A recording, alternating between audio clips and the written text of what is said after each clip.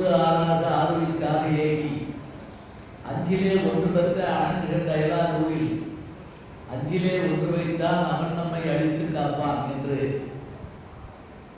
நம்முடைய அனுமனுடைய துணியாக கம்பன் பாடுகிற இந்த பாடலையும் சொல்லி 44வது ஆண்டு புதுக்கோட்டை கம்பன் கணக்குடைய நல்விழா நான் 6 ஆண்டு இருக்குது பொன்விழாவுக்கு. அந்த தங்கமூர்த்தி அவருக்கு நான் சொல்லிட்டு இருந்தேன், பொன்விழா கொண்டாடுறப்ப உலகமே திரும்பி பார்க்குற அளவுக்கு இந்த விழாவை நம்ம நடத்தி பார்க்கணும் அப்படின்னு ஒரு விருப்பம் தெரிவித்தேன். ஏன்னா அடிக்கடி உலக நாடுகளுக்கு போயிட்டு வர்றதுனால இப்போ சமீபத்தில் நான் போயிட்டு வந்து 10வது உலக தமிழ் மாநாடு சிகாகோ நடந்தது. அங்கே இருக்கிற தமிழ் சங்கம் பொன்விழா ஆண்டு கட்னா 32வது ஆண்டு.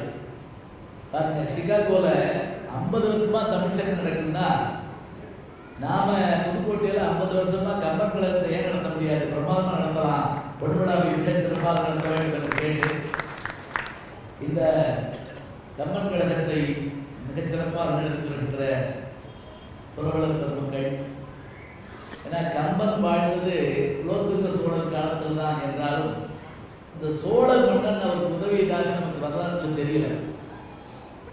அவரை ஆதரித்தவர் யார் என்றால் சடையப்போழர் தான். அந்த சடையப்போழர் யாருங்கிறதையே கம்பனுடைய தடிப்பாடுகளை பார்க்கலாம். அடையா நெடுங்கலவும் அஞ்சேல் என்று சொல்லும் உடையான் சடையப்பண்ணூர். அவங்க வீட்டுக்கு கதவே கிடையாது, அதனால காலிங் பெல்லும் இருக்காது. ஏன்னா கூட்டியிருந்தா தானே காலிங் பெல் அடிக்க போகிறோம். அடையா நெடுங்கலவு அஞ்சேல் என்ற சொல், அதான் சடையப்பனுடைய ஊர். 1000 பாட்டுக்கு ஒரு முறை அந்த சடையப்போழருடைய பெருமையை சொல்லியிருப்பார். நிறைவான பாட்டிலையும் சொல்லியிருப்பார். வசிட்டனே புனைந்தார் மொழின்னு சொல்கிறப்ப அந்த அது யார் செஞ்சு கொடுத்தது என்றால் சடையப்போழருடைய முன்னோர்களுடைய வழிவந்த அப்படின்னு சொல்லி ஒரு வார்த்தை சொல்லுவார். அரியணை அனுமந்தாங்க அங்கதன் குறைபாடு என்ற அந்த பாட்டு வரும். புறவலர் பெருமக்களுடைய பேருதவியார் இது சிறப்பாக நடக்கிறது. ஓடுதலுக்கு பாராட்டுக்குரிய மக்கள் நல்வாழ்வு மற்றும் சுகாதாரத்துறையுடைய அமைச்சர் பெருமகனானவர்கள் இன்றைக்கு அலுவல் காரணமாக வரையவில்லை. அவருடைய தந்தையார் வந்திருக்கிறார்கள். அவர் ஒரு வார்த்தை சொன்னார் பார்த்தீங்களா, நானும் அவரும் எப்போவாது பேசுவோம். இன்னைக்கு இந்த விழாவுக்கு போயிடுவாருன்னு ஆணையிட்டார் அப்படின்னாரு. அது கம்பன் கழகம் இல்லையா? அந்த வார்த்தை பார்த்தீங்கன்னா ஏழினண்டான் பில்வா என்று இயம்பினன் அரசன் என்றார் அப்படின்னு ஒரு வார்த்தை. ஏன்னா அவங்க அப்பா சொன்னார்னு சொன்னால் ராமன் ஒருவேளை காட்டு போகாமல் இருந்தால் திரும்பாப்படையா. அதனால கவர்மெண்ட் ஆர்டர் ஜீவோ என்று இயம்பினன் அரசன் என்றார். அமைச்சர் பெருமான் ஆணையிட்டார் அப்படின்னார். கேட்டவுடனே என்ன அற்புதமான வார்த்தை பாருங்க. அழகா சொன்னதோடு மட்டும் இல்லாமல் இன்றைக்கு அந்த நிதி நோக்கையை கொடுத்து பரிசீலனை கொடுத்தார்கள். ஐயா அவர்களுக்கும் என்னுடைய அன்பான வாழ்க்கையை வழக்கத்தில் சொல்லி அவர்கள் குடும்பம் பல்லாயிரம் ஆண்டு பல கோடி 100,000 ஆண்டு வாழ வேண்டும் என்று வாழ்த்தி எல்லாரையுடைய பேரையும் எனக்கு சொல்லணும்னு ஆசையாக இருக்குது. ஆனால் ராமாயணமே 10,000 பாட்டுக்கு மேலே இருக்கிறதுனால நாம் சுருக்கமாக எல்லாரையும் வருக என்று சொல்லி இந்த தொகையடியார்கள் ஒரு வார்த்தை சொல்லுவோம். பாக்கி வந்தவங்க எல்லாம் அதை சேர்த்துக்கலாம் அப்படிங்கிற மாதிரி வந்திருக்கிற எல்லாரையும், இல்லைன்னா மற்றும் பலர் அப்படின்னு ஒரு வார்த்தை போடுவாங்க. நான் சின்ன பிள்ளையாக இருக்கிறப்ப சினிமா பார்த்தப்ப இங்கிலீஷ் படத்தில் போகிறது உண்டு. அப்போ என் கூட ஒருத்தன் வந்து அடிக்கடி சொல்லுவான், அந்த ஸ்டாரிங் அப்படின்னு போடுவாங்க. அப்படின்னா நடித்தேன்னு அர்த்தம். கைதட்டு விடாமல் தட்டுவாங்க. என்னடான்னு கேட்டேன். இந்த ஆள் எல்லா படத்துலையும் வருவான் அப்படின்னா ஸ்டாரிங்கிறது ஏதோ ஒரு நடிகர் சீன் காணொலி போட்டிருக்கு. ரொம்ப பேருக்கு புரியல, அதனால பரவாயில்ல. இது ரொம்ப அதீதமாக ஒன்றும் காக்காருங்க, கொஞ்சம் சிரிச்ச மாதிரிலாம் உட்காருங்க. இதிகாசங்களில் ஆதி காவியம் என்று சொல்லப்படுகிற நூல் ராமாயணம். கம்பராமாயணம் என்பது கம்பன் இயற்றியதால் இந்த பெயர். நம்முடைய இலக்கியங்களில் ராமாயணம் பற்றிய செய்தி இருக்காருன்னா சங்க இலக்கியங்கள் இருக்குது. சங்க இலக்கியங்கள் 2000 ஆண்டு பழசு, அதில் இருக்குது. அது ஒரு செய்தியை வந்து நான் சொல்லிட்டு போயிடுறேன். அதாவது ஒரு பெண் ஒருத்தரை காதலிக்கிறா. காதலிச்சா அது ஒன்றும் ரகசியமாக இருக்க முடியாது. எப்படியாவது பூவின் வாசனை யாருக்கும் தெரியாமல் பரவுவதை போல பத்தி வாசனை பரவுவதை போல அது வாசனை பரவிடும். அலர் அப்படின்னு சொல்லுவாங்க. அலர்னா என்ன அப்படின்னா, அப்படி ஒருத்தன் வந்துட்டு போகிறானுமே அப்படியாமே இப்படியாமேங்கிறத அந்த சவுண்ட் இல்லாமலே பேசுவாங்க நம்ம ஊரில். அது பேர் அலர் அப்படிங்கிறது. அப்போ அந்த ஊர் பூரா தெரிஞ்சு போச்சு அந்த பொண்ணுக்கும் அந்த பையனுக்கும் தொடர்பு இருக்குங்கிறது. இப்போ என்ன பண்ணுறதுன்னு தெரியல. அந்த அலர் முழுவதும் ஒரு நாள் அடங்குச்சான். என்னைக்கு தெரியுமா? அதே மாப்பிள்ளை பொண்ணு கேட்டு வந்தானா, எல்லாரும் கப்பிச்சுக்கிட்டு வாய் பண்ணிட்டாங்க. இந்த உதாரணத்தை எதை வச்சு சொல்லலாம் அப்படிங்களா? அந்த புலவர் புறநானூற்றில் அந்த பாட்டு இதில் சொல்லுவார் தனியாக. இது அகநாட்டில் வருது, சங்க இலக்கியத்தில் வருது. ஒரு பாட்டு சொல்கிற போது, அதாவது ராமன் இங்கே திருப்புல்லணி அப்படின்னு ஒரு இடம் இருக்குது. திருப்புல்லாணி 108 திவ்ய ஸ்தலங்களில் ஒன்று. அந்த திருப்புல்லணையில் உட்கார்ந்து பாலம் கட்டுற விஷயமா பேசிக்கிட்டு இருக்கப்ப, நான் பாலம் கட்டாரா இல்லையா, கான்ட்ராக்ட் கட்டாரா இல்லையா அப்படின்னு ஒரு யோசனை கேட்டுருக்கோம். பாலம் கட்டினார். அப்போ அவர் உட்கார்ந்துருக்காரு, எல்லா வானரங்களும் உட்கார்ந்துருக்குறாங்க. அப்போ பறவைகள் மேலே கூச்சலிட்டுக்கிட்டே இருக்கான், பேச முடியல. இப்போ நம்ம அடிக்கடி சொல்லுவோம், தயவு செய்து உங்களுடைய செல்ஃபோனை ஆஃப் செய்து கொள்ளுவோம் அப்படின்ல. அது மாதிரி ராமன் அப்படி நின்று பார்த்துட்டு பறவைகளை அப்படின்னாராம். அப்படி கையை அப்படி வச்ச உடனே அந்த பறவைகள் எல்லாம் ஓசை செய்வதை நிறுத்துச்சான். மேலே அப்படி கையை காட்டின உடனே ஓசை செய்வதை நிறுத்துச்சான். எதை போல என்றால், காதலித்த அந்த தலைமகனே அந்த பெண்ணை பெண் கேட்டு வருகிறான் என்று சொன்னபோது அந்த ஊரில் உள்ள மக்கள் பேசிய பேச்செல்லாம் அடங்கி போனதை போல ராமன் கையை காட்டிய உடனே அந்த ஓசை நின்றுச்சு. சங்க இலக்கியத்தில் இந்த பாட்டு வருது. சிலப்பதிகாரத்தில் ராமாயணம் பற்றிய செய்தி. மூவுலகும் ஈரடியால் உரை நிரம்ப வகை பிடித்து தாவிய சேவடி சேர்ப்ப தம்பியோடும் காண்புகுந்து. இந்த தம்பியோடும் காண்புகுந்து தான் ராமாயணம். மூவுலகம் ஈரடியாங்கிறது மாபலி சக்கரத்தினுடைய வரலாறு. மூவுலகம் ஈரடியால் உரை நிரம்ப வகை பிடித்து தாவிய சேவடி சேர்ப்ப தம்பியோடும் காண்புகுந்து. சரி, இப்போ மகாபாரத கதை இல்லையா, அதுக்கு அடியில் அடுத்த வழியில் வருது. பஞ்சவர்க்கு தூதை கடந்தானை பேசாத நாவண்ண நாவோ, நாராயணா என்னாத நாவண்ண நாவோ. சிலப்பதிகாரத்தில் வந்து இதெல்லாம் நம்ம கம்மன்கள் சிலப்பதிகாரம் பேசுறது இல்லை, இதெல்லாம் முன்னமே இருக்குது. இந்த செய்திகள் எல்லாம் தான் கம்பன் படிச்சுட்டு அதை உருவாக்குறான். எப்படி இந்த பெருங்காப்பியத்தை உருவாக்குறான். கவி சக்கரவர்த்தி ஒரு பாட்டு எழுதுறது எவ்வளவு கஷ்டம் நமக்கு தான் தெரியும். கண்ணதாசனே சொல்றாரு, ஒரு வரிக்காக சில நேரத்தில் காத்திருக்க வேண்டும் அப்படிங்கிறார். ஒரு வரி, ஒரு சொல், அது காத்திருக்க வேண்டும். வந்து அருவி மாதிரி கொட்டணும். என் சரித்திரம் எழுதிய ஊவே சாமிநாதையர் அவர்கள் தன் ஆசிரியராகிய திருச்சிதம்பரம் மகாவித்வான் மீனாசுந்தரம் பிள்ளை அவர்களை சொல்லுகிறப்ப, கலிகால கம்பன் அப்படிங்கிறார். லட்சம் பாட்டு பாடிக்கிறாங்க. லட்சம் பாட்டு நம்பவே முடியாது. என்ன அப்படின்னா, அதெல்லாம் எளிமைப்படுத்தப்படவில்லை, தொகுக்கப்படலை. அதான் பிரச்சனை. கம்பன் 10,000 பாட்டு பாடிருக்காருன்னா இவர் தலபுராணங்களே 1000 பாட்டாக பாடியிருக்காரு. அதிலும் திருநாகை காரோண புராணம்னு ஒன்று இருக்கு, நாகப்பட்டினத்தை பற்றிய பாட்டு. அப்படியான ஒரு செய்தி. இது எதுக்கு சொல்றேன் அப்படின்னா, கம்பன் 10,000 பாடல்கள் இதை பாடியிருக்கிறாரு. இதை இன்றைக்கு கம்பன் கழகத்தின் மூலமாக உலகம் முழுவதும் கொண்டு போய் சேர்த்துக்கிட்டு இருக்கோம். இன்னைக்கு இந்த நிறைவு நாள் அன்னைக்கு ஒரு அருமையான பட்டிமன்றம். இன்னும் சொல்ல போனால் தமிழ்நாட்டில் பட்டிமன்றம் வளருவதற்கு காரணமே கம்பன் கழகம் தான். நிச்சயமாக நம்ம சொல்லணும். அது கம்பன் கழகத்தில் இலக்கியமாகத்தான் பட்டிமன்றம் ஆரம்பிச்சது. அப்புறம் கொஞ்சம் கொஞ்சமாக அது வளர்ந்து அல்லது தடுமாறி எப்படியாவது தடம் மாறி எப்படியாவது வச்சுக்கலாம். அது ஒவ்வொரு காலத்துக்கு ஏற்றபடியாக மாறி இருக்குது.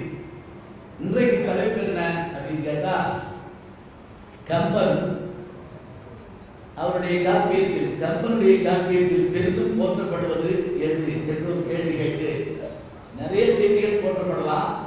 ஆனால் நமக்கு தெரிஞ்ச வரையில் படிவு போற்றப்படுகிறதா, துணிவு போற்றப்படுகிறதா, இதுதான் இன்னைக்கு தலைப்பு. கம்பனுடைய காப்பியத்தில் பெரிதும் போற்றப்படுவது பணிவா துணிவா, அவ்வளவுதான். இப்போ நீங்க கை தட்டுறது நான்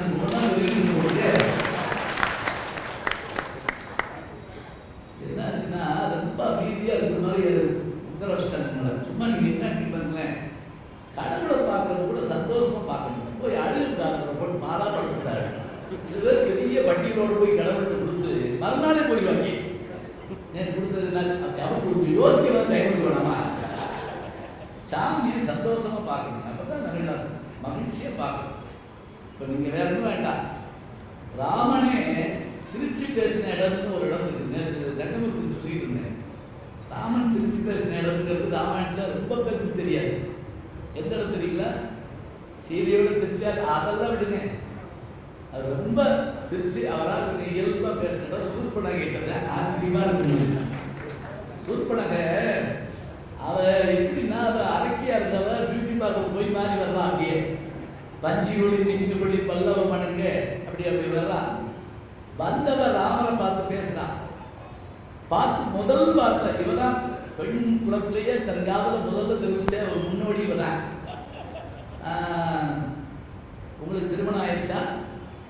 ராமருக்கு அவங்க உடனே பொண்ணு வந்து பண்ணிக்கல. சிரிக்கிறார் ராமர். அப்படியே பேசிக்கிட்டு இருக்காங்க ரெண்டு பேரும். அப்படி இல்லைன்னா நான் யார் தெரியுமா? எடுத்த உடனே அவர் சொல்றான், எங்க தாத்தா தான் குபேரன், எங்க அப்பா தான் அவர், எங்க சித்தப்பா தான் இவர், எங்க இவர் பிரம்மா, எங்க அண்ணன் 10 தலையுடைய ராவணன். தன்னை பற்றி ஒரு விசிட்டிங் கார்டு கொடுக்கலாம் எதுக்கு ராமனுக்கு. இதெல்லாம் கேட்டு ராமன் பேசிக்கிட்டு இருக்காரு. பேசிக்கிட்டு இருக்கப்ப சீதை வந்துடலாம். அது எப்பவுமே நடக்கும். பார்த்துருக்கீங்களா?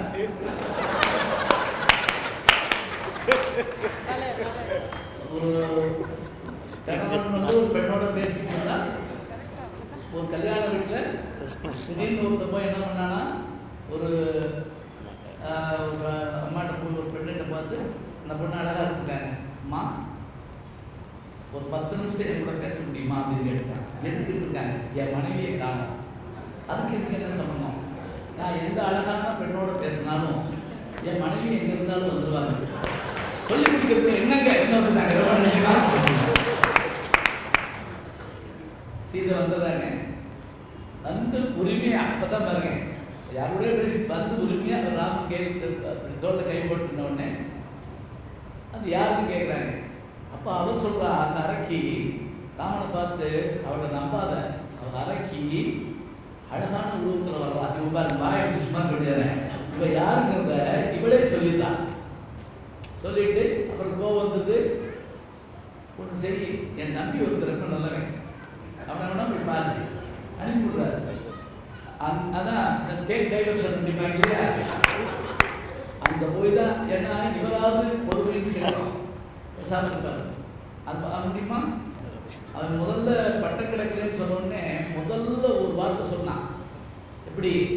யார் தரமாட்டேன்னு சொல்லு கைகையா அவன் கையை ஒடிப்பேன். தசரதனா அவன் மூக்கு அறுப்பேன். அவன் அப்பவே ரெடியாக இருந்திருக்காங்க. அப்படியாவது அனுப்பிடுறார். விதிக்கும் விதியாக விற்றொழில் காண்டி என்றான். அப்படி கோபத்தில் அப்படி எழுதுகிறான். அப்புறம் தான் அவர் சொல்றார், அப்படி கோபப்படாது, நதியின் பிழை என்று நறுப்புணல்மே இது விதியின் பிழைன்னு சொல்றார். அந்த லட்சுமணன் அனுப்பின உடனே அவன் கோவப்பட்டு என்ன பண்ணா, உடனே அவருடைய மூக்கறிஞ்சி அனுப்பிவிட்டான். அப்புறம் தான் ராமாயண கதையெல்லாம் வந்து இருக்கட்டும். இங்கே இந்த காப்பியம் எதை சொல்லுகிறது? எத்தனையோ செய்திகளை சொன்னாலும் இது சொல்லப்படுகிற பணிவு அதிகம் இருக்கிறதா, துணிவு அதிகம் இருக்கிறதா, இதைத்தான் பேச வந்துருக்காங்க. இதில் பேச வந்த பெருமக்களை எல்லாம் நம்முடைய செயலாளர் அவர்கள் அருமையாக அறிமுகப்படுத்திட்டாரு. அதிகமாக நான் ஒன்றும் சொல்ல வேண்டியதில்லை. இருந்தாலும் காப்பிய நோக்கங்கள் அப்படின்னு நம்ம பார்ப்போம். இந்த ராமாவதாரத்தில் ஒரு ஆச்சரியம் என்னன்னா, முன்னாடி ஒரு ராமன், பின்னாடி ஒரு ராமன், ரெண்டுக்கு நடுவில் ஒரு ராமன். முன்னாடி இருந்த ராமன் பரசுராமன், பின்னாடி வந்த ராமன் பலராமன், நடுவில் வந்த ராமன் தான் சீதாராமன், கல்யாண ராமன், அற்புதமான ராமன். அதனால்தான் காலமேக புலவர் சொல்றார், எப்படி 3 ராமனையும் ஒரே வழியில் சொல்லி இத்தனை அவதாரம் எடுத்தவன் நீங்க சொன்னா நான் உன்னை காட்டுல அவதாரம் எடுத்தேன் அப்படின்பார். மாராமா ராமாரா மாகோபாரா மாவாய் அப்படின்னு முடிப்பார். இது எதுக்காக அப்படின்னா, இந்த ராமன்கிற பேரே 10 அவதாரங்கள் 3 தடவை வருது. அதுல பரசுராமன் அந்த பரசுராம அவதாரமும் ராமாவதாரமும் சந்திக்கிற இடங்கள் இருக்கு. எப்படி பலராமனும் 10 அவதாரங்கள்ல ஒன்று, கிருஷ்ணனும் 19 ஒன்று 2 பேரும் சந்திப்பாங்க. ஏன்னா அண்ணன் தம்பி வரதுனால இங்க 2 பேரும் சந்திக்கிறாங்க. நீங்க சொல்றதுல டபுள் ஆகிட்டு சொல்றாங்க. அவதாரங்களே ஒன்று சந்திக்கக்கூடிய இடங்கள் இருக்கு. வீரத்தின் விளைநிலமாக இருக்கின்ற பெருமக்கள் எங்கெல்லாம் வீரம் சொல்லப்படுது. வீரம் வேணும்னா துணிவு இருந்தால் தான் வீர வேண்டும். பணிவு அதை காட்டலாம். பதவி வரும்போது பணிவு வர வேண்டும், துணிவு வர வேண்டும் தோழா. பாதை தவறாமல் பண்பு குறையாமல் பழகி வர வேண்டும் தோழா. எம்ஜிஆர் அவருடைய படத்தில் அவருடைய பாட்டு 3 எழுத்தில் மூச்சிருக்கும், அது முடிந்த பின்னாலும் பேச்சிருக்கும், உள்ளம் என்ற ஒரு ஊர் இருக்கும், அந்த ஊருக்குள்ள எனக்கு ஒரு பேர் இருக்கும். இப்படி சொல்லி பாதி எழுதி காமிச்சாரா. எம்ஜிஆர் நினைச்சிருக்காரு நம்ம பேர் தான் போட போறாரா அப்படின்னு சொல்லிட்டு போடல, கடமை அப்படின்னு போட்டாரா. எம்ஜிஆர் சந்தோஷப்பட்டாரா, தான் சரி.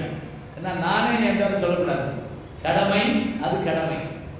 அந்த பதவி வரும்போது பணிவு வரணும்னாங்க. இங்கே ராமனுக்கு பதவி வந்தது, அப்புறம் கிடைக்காமல் போனது, திரும்ப வந்தது, எத்தனையோ நடக்குது. காலங்காலமாக ராமாயணத்தை நம்ம கேட்டு மகிழ்கிறோம். ஒரு சின்ன ஓமை சொன்னால் கூட அதை பார்த்து மகிழ்கிறோம். ஒரு சின்ன உதாரணம் சொல்லிட்டு உங்களை நான் பேச விட்டுறேன்.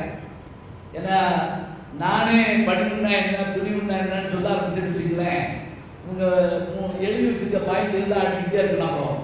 இதைத்தான் சொல்லாமல் நடுவில் சொல்லிட்டாரு. அது அப்படிலாம் செய்ய மாட்டேன்.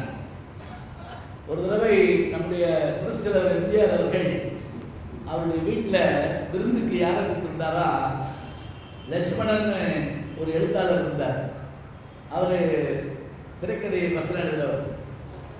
அவரை கூப்பிட்டு காலை சாப்பாட்டுக்கு வந்துடு அப்படின்னாராம். அவர் வந்தாராம். வந்து எம்ஜிஆர் அவர்கள் உட்காந்துருக்காரு, ஒரு கூட உட்காந்துருக்காரு. அந்த அம்மா பரிமாறுறாங்க. அப்படி சாப்பிட்டு எடுத்து அப்படி வாயில வச்சு அவர் சொன்னாராம், அந்த லட்சுமணன் சொன்னாராம், எவ்வளவு நாளாச்சு இப்படி சாப்பிட்டு அப்படின்னாராம். என்ன சொல்ற, போன வாரம் தானே வந்தேன் அப்படின்னாராம். இல்லை அதை சொல்லல, ராமச்சந்திரனோடு லட்சுமணன் உட்கார்ந்துருக்க ஜானகி பரிமாறுற காட்சி கிடைக்குமா அப்படின்னா. எவ்வளோ அழகான விஷயம் பார்த்தீங்களா. அந்த அம்மா பரிமாறுதான், ராமர் உட்கார்ந்துருக்காரா, லட்சுமணன் கூட இருக்காரா. இந்த காட்சி எப்படி கிடைக்கும்? நான் எத்தனையோ நாள் சாப்பிட்டுருக்கலாம், வேற யாராவது பரிமாறிருக்கலாம். நான் இன்னைக்கு இந்த வாய்ப்பு கிடைச்சதுன்னா இதை யார் ரசிப்பா? இதை ராமாயணம் தெரிஞ்சவர்களால் தான் ரசிக்க முடியும். இப்போ நம்ம ஒரு செய்தியை சொல்ற போது அறிவுடையார் எல்லாம் உடையார்னு ஏன் திருவள்ளுவர் சொல்றாரு இல்லைங்களா? நல்ல விஷயம் சொல்ற போது வேற வேலை பார்த்துட்டு இருந்தாலும் சட்டுன்னு திரும்பி பார்ப்போம். ஏதோ ஒரு அற்புதமான விஷயம் சொன்னீங்களே, சொல்லுங்க, திரும்பி சொல்லுங்க அப்படின்னு நம்ம கேட்போம். அந்த அறிவு அப்படியே சுடர் விடணும். அதான் இந்த பாரதி சொல்லுவார், எனக்கு சுடர் விடும் அறிவு கிடைக்கணும். அந்த அறிவு இருந்தால் தான் என்னால் ஆற்றலோடு விளங்க முடியும். நல்லதோ வீணை செய்தே அதை நலம் கெட புலிதில் எதிர்கொண்டோ சொல்லடி சிவசக்தி, என்னை சுடர் மிகும் அறிவுடு படைத்து விட்டாய். அறிவுல சுடர் விடுறாரு என்னன்னு தெரியுங்களா? அப்படி சொன்ன உடனே தெரிஞ்சுக்கலாம், கேட்ட உடனே தெரிஞ்சுக்கலாம். ராமாயணத்தினுடைய கதைகளை நாம் எல்லா இடங்களையும் பார்க்கிறோம். இன்னும் சொல்வதாக இருந்தால் தேவாரத்தில் திருஞான சம்பந்தர் அவருடைய 3000 பாட்டு நமக்கு கிடைச்சிருக்குன்னா, அந்த 3000 பாட்டுலையும் 10 பாட்டு வைப்பு முறையில் பார்த்தீங்கன்னா அதில் ஒரு பாட்டு ராவணனை பற்றிருக்கும். ராவணன் மேலது நீர் அப்படின்னு பாடுற மாதிரி 10 பாட்டுலேயும் ஒரு பாட்டில் ராவணனுடைய பேர் கட்டாயம் இருக்குதான் செய்யும். அப்படியான பெருமையுடைய அந்த சிறப்புடையது ராமாயணம். இந்த ராமாயணத்தில் இருக்கக்கூடிய செய்திகளில் எது பெருமை பெறுகிறது, எது போற்றப்படுகிறது? பணிவா அல்லது துணிவா? பணிவுதான் என்று பேசுவதற்காக நம்முடைய பெருந்துறையைச் சேர்ந்த நல்ல பேச்சாளர், கவிஞர், இவரிடத்திலே படிக்கிற மாணவ மாணவியர் போன முறை மாநில அளவில் முதன்மையாக எடுத்து பெற்றார்கள் என்று சொன்னால் பட்டிமன்றம் பேசவும் செய்வார், வகுப்புக்கு போய் சொல்லிக் கொடுப்பார். அதை மறந்துட்டாங்க. ஏன்னா என் கூட வேலை பார்த்துட்டு இருக்க ஒரு வாத்தியாரை கேட்டு ஒருத்தர் வந்தார், தேடி வந்து அவர் பேரை சொல்லி அவர் இங்கே தானே வேலை பார்க்குறாரு அப்படின்னு கேட்டார். உடனே இன்னொருத்தர் சொன்னார், இங்கே அவர் வருவாருன்னு தெரியும், வேலை பார்க்குறாரான்னு தெரியாது. அவர் கேட்டதுங்க வேலை பார்க்குறாரான்னு கேட்டு, இங்கே வருவார் போவார், வேலை பார்க்குறாரான்னு தெரியாதுங்க. வேலை பார்த்து கொண்டே இத்தனை சாதனைகள் செய்கின்ற ரவிக்குமார் அவர்கள் கம்பன் பெரிதும் போற்றுவது அவருடைய ராமாயணத்தில் பணிவு என்கிற குணத்தில் தான் என்று பேசுமாறு அழைத்து முதல் சுற்றுப்பட்ட நடுவர் அவர்களே, கம்பன் தந்த மாபெரும் காவியத்தில் இரு பெரும் மாட்சிமைக்குரிய கதை மாந்தர்கள் இடம்பெற்றிருக்கிறார்கள். ஒன்று காப்பியத்தினுடைய தலைவனாக விளங்கக்கூடிய ராமன், மற்றொருவர் காப்பியத்தின் எதிர்நிலை தலைவனாக இருக்கக்கூடிய ராமன். இந்த இருவரை பற்றி தான் இன்றைக்கு தலைப்பே பொதிந்திருக்கிறது என்று நான் நினைக்கிறேன். கதை தலைவனாக காப்பிய நாயகனாக வலம் வரக்கூடிய ராமன் பணிவின் உச்சமாக திகழ்கிறார். ஆனால் எதிர்நிலை தலைவனாக விளங்கக்கூடிய ராவணனோ துணிவின் உச்சமாக திகழ்கிறார். அதற்காக ராமனிடத்திலே துணிவில்லை என்பது பொருள் இல்லை. ஆனால் ராவணனிடத்திலே பணிவு இல்லை என்பதற்கு சில சான்றுகளை நான் கோடிட்டு காட்ட விரும்புகிறேன். இவ்வளவு பெரிய திரு கைலாய மலையை தன் அகங்காரத்தினாலே அசைத்து வைக்க செய்தது, அசைத்து பார்க்க செய்தது துணிவு தந்த அகங்காரம் என்பது என்னுடைய வாதம். ஆனா பணிவு கொண்டவர்கள் எப்படி செய்வாங்கல்ல? தேரிலே செல்லுகிற ராமன் தன் மக்கள் எதிர்த்து, நீங்களே வர்றீங்க, உங்களை பார்க்க ஒரு ஐயா வராங்க, ஏன் நீங்க நிகழ்ச்சிக்கு வரேன்னு கேட்கிறாங்க, வாங்க சாயந்தரம் சந்திப்போம்னு சொல்றீங்க. இது எதனுடைய அடையாளம்? அறிவின் மிக்கோராக இருந்தாலும் தன்னை நாடி வரக்கூடியவரை மதித்தல் என்பதுதான் பணிவினுடைய அடையாளம் என்பதை வெளிப்படுத்துகிற ஒரு சாட்சி. ராமன் நாட்டினுடைய தன்மைக்காக புறப்பட்டு தேரிலே வருகிற போது ஒரு காட்சியை கவனியுங்கள். தேர் அப்படியே நாட்டினுடைய இருபுறத்திலும் இருக்கக்கூடிய மக்கள் ராமனை பார்க்க ஆவலாக இருக்கிறார்கள் என தெரிந்த போது தேரிலே இருந்து இறங்கி அந்த மக்களோடு அளவலாக விட்டு நல்லா இருக்கீங்களா ஒரு வார்த்தையை கேட்டு, இன்னைக்கு அந்த வார்த்தையை கேட்கறதே பெரியதுங்க. யாரையாவது பார்க்க ஒரு காலத்துல எப்படி கேட்போம்? நல்லா இருக்கீங்களான்னு ஒரு வார்த்தை கேட்போம். இன்னைக்கு பெரும்பாலும் என்ன கேட்கிறோம்? வாட்ஸ்அப்ல இருக்கீங்களா, பேஸ்புக்ல இருக்கீங்களா, ட்விட்டர்ல இருக்கீங்களா? அவர் திரும்பி கேட்டார், அவங்க பெரியப்பா 8 வருஷமா இருக்கா அப்படின்னு.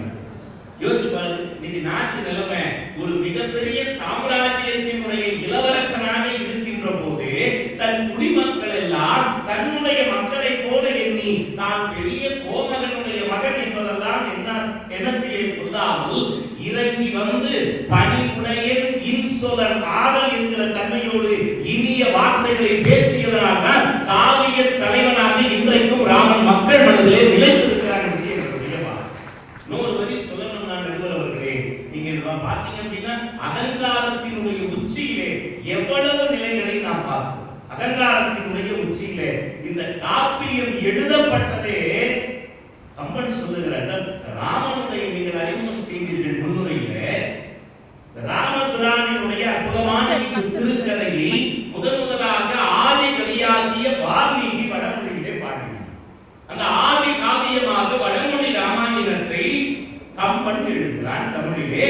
அந்த கம்பன் எழுதிய பிறகு அந்த எழுதுவதற்கு முன்னால் ஒரு அறிமுகம் செய்கிறார். பாருங்க, நான் எழுதக்கூடிய நூல் எப்படிப்பட்ட இந்த முயற்சி, எப்படிப்பட்ட முயற்சி என சொல்ல வருகிற போது ஒரே ஒரு பாடலில் கவிஞன் காப்பியத்தை புனைவதற்கு முன்பாகவே நான் இந்த துணிவோட புனையல, பணிவோடு தான் புனைகிறேன் என்கிற ஒரு சாசனத்தை அங்கே எழுதிவிட்டு செலுத்துகிறான். காப்பியத்தை ஓசை பெற்று உயர் பார்க்கடல் உற்று ஒரு பூசை முற்றவும் நக்குவு புக்கென ஆசை பற்றி அறையலுற்றே பற்றி காசியில் கொற்றத்து ராமன் கதையரோ என சொல்லுகிறான் என்றார். மிகப்பெரிய பார்க்கடல், அந்த பார்க்கடலிலே நிரம்பி ததும்பி வருகின்ற பாலினை ஆசையின் காரணமாக ஒரு சிறு பூனை நக்கி கொடுக்க முயற்சி செய்தால் அந்த முயற்சி எப்படியோ அதை போலத்தான் என்னுடைய முயற்சி என்று பணிவோடவே காப்பியத்தை தொடங்கியவன் கவிச்சக்கரவர்த்தி கம்பன்.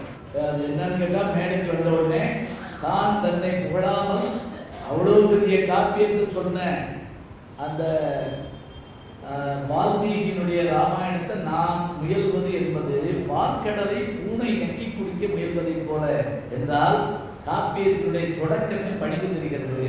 அழகா சொல்றார் வள்ளுவ பெருந்தகையினுடைய இனிய வாக்கும் அதுதானே நடுவர்களே, எல்லாருக்கும் நன்றாம் பணி. இடத்துல வள்ளுவர் ஒரு போடுறார் பாருங்க, எல்லாருக்கும் அரசன் முதல் ஆண்டி வரை இருக்கிற அனைவருக்குமே பணிவு என்பது வாழ்க்கையினுடைய முதல் படி என்பதை உணர்த்த வள்ளுவன் சொன்னார். எல்லாருக்கும் நன்றாம் பணிதல் அவர்களும் செல்வர்க்கே செல்வம் தகைத்து என சொன்னார். அந்த பணிவு உடையவனாக எல்லா காட்சிகளிலும் பாருங்க, எப்போ ஒவ்வொரு செய்திகளாக நீங்கள் எடுத்து எடுத்து எடுத்து நோக்குகிற போது அந்த பணிவினுடைய காணலாம். சில எடுத்துக்காட்டுகளை மட்டும் நேரத்தின் காரணம் சொல்லி நான் சொல்லிட்டேன். நடுவர் அவர்களே, எதிரணியில் அண்ணா வந்துட்டாங்க, துணிவுன்னு ராஜகுமார் அண்ணன். அவனு கேட்கிறேன், துணிவு என இருந்த காரணத்தினால் தான் பணிவோடு தம்பிகள் சொன்ன நல்ல சொல் கூட ராவணனுடைய செடிகளில் எப்படி சேரும்?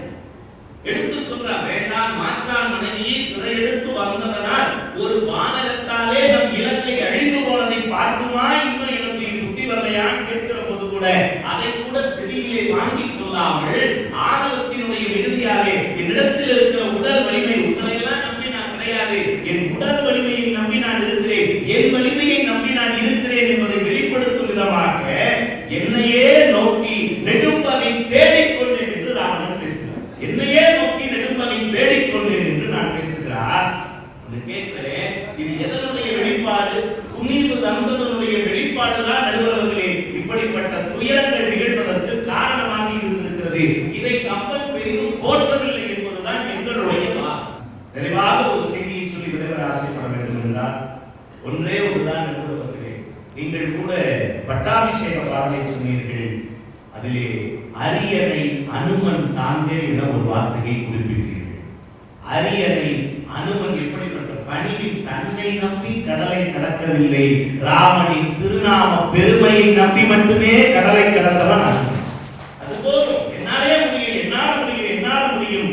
நான் என்கிறதான் ஒரு பேரர் சொல்லுவாங்க, நான் மறை கற்றவர்கள் எல்லோரும் ஞானிகள் இல்லை, நான் என்கிற எண்ணம் மறைய கற்றவன் எவனோ அவன்தான் ஞானி என்று சொன்னால் அந்த ஞானியாக அனுமனை படைத்து காட்டியிருக்கிறான் கம்பன் நடுவர்களே. ஒரே ஒரு செய்தி உகனை பற்றி சொல்ல வேண்டும் என்று சொன்னால் வடமொழி வால்மீகி உகன் கங்கையை கடக்க உதவிய ஒரு வேடன் என்றளவோடு முடித்து விடுகிறார். ஆனால் கம்பன் உகனுக்காக ஒரு படலத்தையே உருவாக்கி இருக்கிறார். உகப்படலம் என்று ஒரு படலத்தையே உருவாக்கினார். முதல்ல பார்க்க வரும்போது சிருங்கி பேரத்தினுடைய தலைவன் ராமன் ஒரு பெரிய சக்கரவர்த்தியினுடைய திருமகன். பார்க்க வருகிற போது இவனும் தலைவர் அவனும் தலைவர். ஒரு தலைவர் பார்க்கிற ஒரு தலைவர் வர மாதிரி வரலாம். அப்படி வரல. எப்படி வந்தாரா? ஆண்டவனை காண செல்லுகிற அடியவனை போல ஒரு ராமனை பார்க்க வந்தான் என்று சொன்னார். சொல்லிட்டு சொல்றான், நாட்டில் ஒரு அரசனா பார்க்க வேண்டிய என்னுடைய கண்கள் போயும் மர ஊறி தரித்து இன்றைக்கு இந்த கவனத்துல பார்க்க வச்சிருச்சே, இந்த கண்ணை இன்னும் பிடுங்கி எரியாமல் இருக்கின்றேனே, ஈவிலா கல்வனே ஞான் என்று தன்னைத்தானே தாழ்த்திக் கொண்டுதான் இன்றைக்கு உலக மக்களின் உள்ளங்களில் எல்லாம் புகழ் என்கிற வேடனை நாம் உயர்த்தி பிடித்திருக்கிறோம் என்று சொன்னால் அதற்கு காரணம் பணிவு. அதனால்தான் ராமன் இலக்குவனிடத்திலே புகழை பற்றி அறிந்து கொள்ள முற்பட்ட போது இவன் யார் என கேட்ட போது தாயினும் நல்லான் என்று ஒரு வார்த்தையை சொல்லுகிறார். என்ன காரணம் தெரியுங்களா? இப்ப நான் வீட்டுல இருந்து கிளம்பும் போது என் பையில பாத்தீங்க அப்படின்னா என் வீட்டம்மா ஒரு பாக்ஸ்ல மதிய சோறு கொடுத்துருக்காங்க. எங்க காலையில கிளம்பி சாயந்தரம் புதுக்கோட்டை வந்து பேசிட்டு அடுத்த நாள் எங்க போறேன், மறுபடி வீட்டுக்கு போறேன், எனக்கே மதிய சோறு கொடுத்துருக்காங்க வீட்டுல இருந்து. ராமன் 14 வருஷம் காட்டுறோம். 3 அம்மா கோசலை கைகேயி சுந்தரி 3 பேரா கொஞ்சமா ஒரு புளியோரையா பையன் கூட அனுப்புவேன். 2 நாளைக்கா வச்சு சாப்பிட்டு வீட்டு சோறுன்னு யோசிக்கல. ஆனா யாருமே யோசிக்காததை யார் யோசிக்காதீங்களா? ராமனை பார்க்க வருகிற போது பெரியோர்களையோ தெய்வத்தையோ குருமார்களையோ பார்க்க வருகிற போது வெறுங்கையோடு போகக்கூடாது என்பது தமிழினுடைய மரபு. அந்த மரபை கடைபிடித்து தேடும் மீனும் திருத்தி குழந்தே தேவதை திருவமுது செய்திட வேண்டும் என கேட்க சொல்றான். என் தாய் நினைக்காதது கூட என் பசி எரிந்து அவன் கொண்டு வந்தான் பாருங்க. அவன் தாயினும் நல்லா என சொல்லுகிறான் என்று சொன்னார். இதெல்லாம் துணிவினால் வருவதல்ல, துணிவை போற்றுவதல்ல, பணிவினுடைய அடையாளத்தால் தான் ஒருவர் வாழ்க்கையில் உயர்ந்திருக்க முடியும் என்று சொல்லி நடுவர்களே, துணிவினால் அகற்றாரம்பிக்கும், பணிவினால் தான் உள்ளமும் உடலும் அழகு பெறும் என்று சொல்லி அந்த அழகையே அவன் காட்சிப்படுத்தி இருக்கிறான் தன் காப்பியத்திலே. வாய்ப்புக்கு நன்றி. நல்ல பணிவை கூட துணிவோடு பேசினார். ரொம்ப முக்கியமான சொல்லணும். ஏன்னா அது கொஞ்சம் துணிச்சல் வேணும். அதை எடுத்து சொல்ற போது அதுக்கான முயற்சி. ஒரு வார்த்தை கேட்டார் பாருங்க, அதாவது ஒரு நாள் பார்க்க வந்த குகன் மீனும் தேனும் கொண்டு வந்தார். அந்த மீனும் தேனும் கொண்டு வந்தது என்னன்னா, நீங்க படிச்ச விஷயங்கள் தான். மலை உச்சியில் இருப்பது தேன், ஆள் கடலில் இருப்பது மீன். இவருடைய அன்பு நிலத்தினும் பெரிதே வானினும் உயர்ந்தது என்று நாம் சங்கே வைக்கும் பாடலில் பார்ப்பது போல முகனுடைய அன்பு மலை முகட்டை போல உயர்ந்தது, கடலை போல ஆழமானது என்று காட்டுவதற்காக தான் மீனையும் தேனையும் கொண்டு வந்தாங்க ஒரு வார்த்தை அழகாக சொல்லலாம். ராமன் எத்தனை பெரிய வம்சத்து அரசன் அப்படிங்கிறத நீங்கள் படிக்கணும்னா விடுதலை படவங்களை படிக்கணும். விடுதலை படவத்தில் இவங்க யாருன்னு சடனம் கேட்ட உடனே அந்த முனிவர்கள் ஒருவராக அங்கே அமர்ந்திருக்கக்கூடிய அவர் என்ன சொல்றாரு, அந்த வம்சத்தை புறம் சொல்றாரு. சூரியனுடைய வம்சம், அடுத்த வம்சத்திலே வந்தவன் மாதாதா, மனுநீதி, அதே போல சிறுச்சக்கரவர்த்தி, இப்படி வருஷப்படுத்தி சொல்லி அந்த வழியிலே வந்த ராமன். 8 தலைமுறை 10 தலைமுறையாக அரசனாக இருந்த ஒருவன் எளிய மக்களிடத்தில் பேசுகிறான் என்று சொன்னால் அதுவே பணிவு இல்லையா? அதுதான் பணிவு. அழகாக பேசியிருக்கிறார். சரி, பணிவு மட்டும் சொல்வதாக இருந்தால் ராமனுக்கு இருக்கு இல்லை வேண்டியது இல்லையே. அப்போ துணிவு வேணுமா இல்லையா? துணிவை பற்றி பேசுவதற்காக ராஜபாளையத்தில் ராஜ்குமார் அவர்கள் வருகிறார்கள். நண்பர் ரவிக்குமார் பேசும்போது ஒரு விஷயத்தை சொன்னார். கம்பன் தொடங்கும் போது, காவியத்தை தொடங்கும் போது அவையடக்கம் ஆசை பற்றி அறிவுறுத்தேன் அப்படின்னு சொல்லி இருக்கிறார் சொன்னார். ஆனா கம்பன் காவியத்தை பொறுத்த அளவுல இது மூல நூல் அல்ல, இது ஒரு வழிநூல் தான். வால்மீகி இயற்றியதை அவர் அப்படியே தமிழ்ல எழுதினார். நாம இன்னைக்கு கம்பனை இந்த அளவுக்கு போற்றுறதுக்கு காரணம் வால்மீகி எழுதினதை அப்படியே மொழிபெயர்த்திருந்தா கம்பனுக்கு சிறப்பு இல்லை. கம்பனை ஏன் கொண்டாடுறோம் தெரியுமா? அதாவது வால்மீகி ராமனை கங்கை ராமனாக காட்டினார்.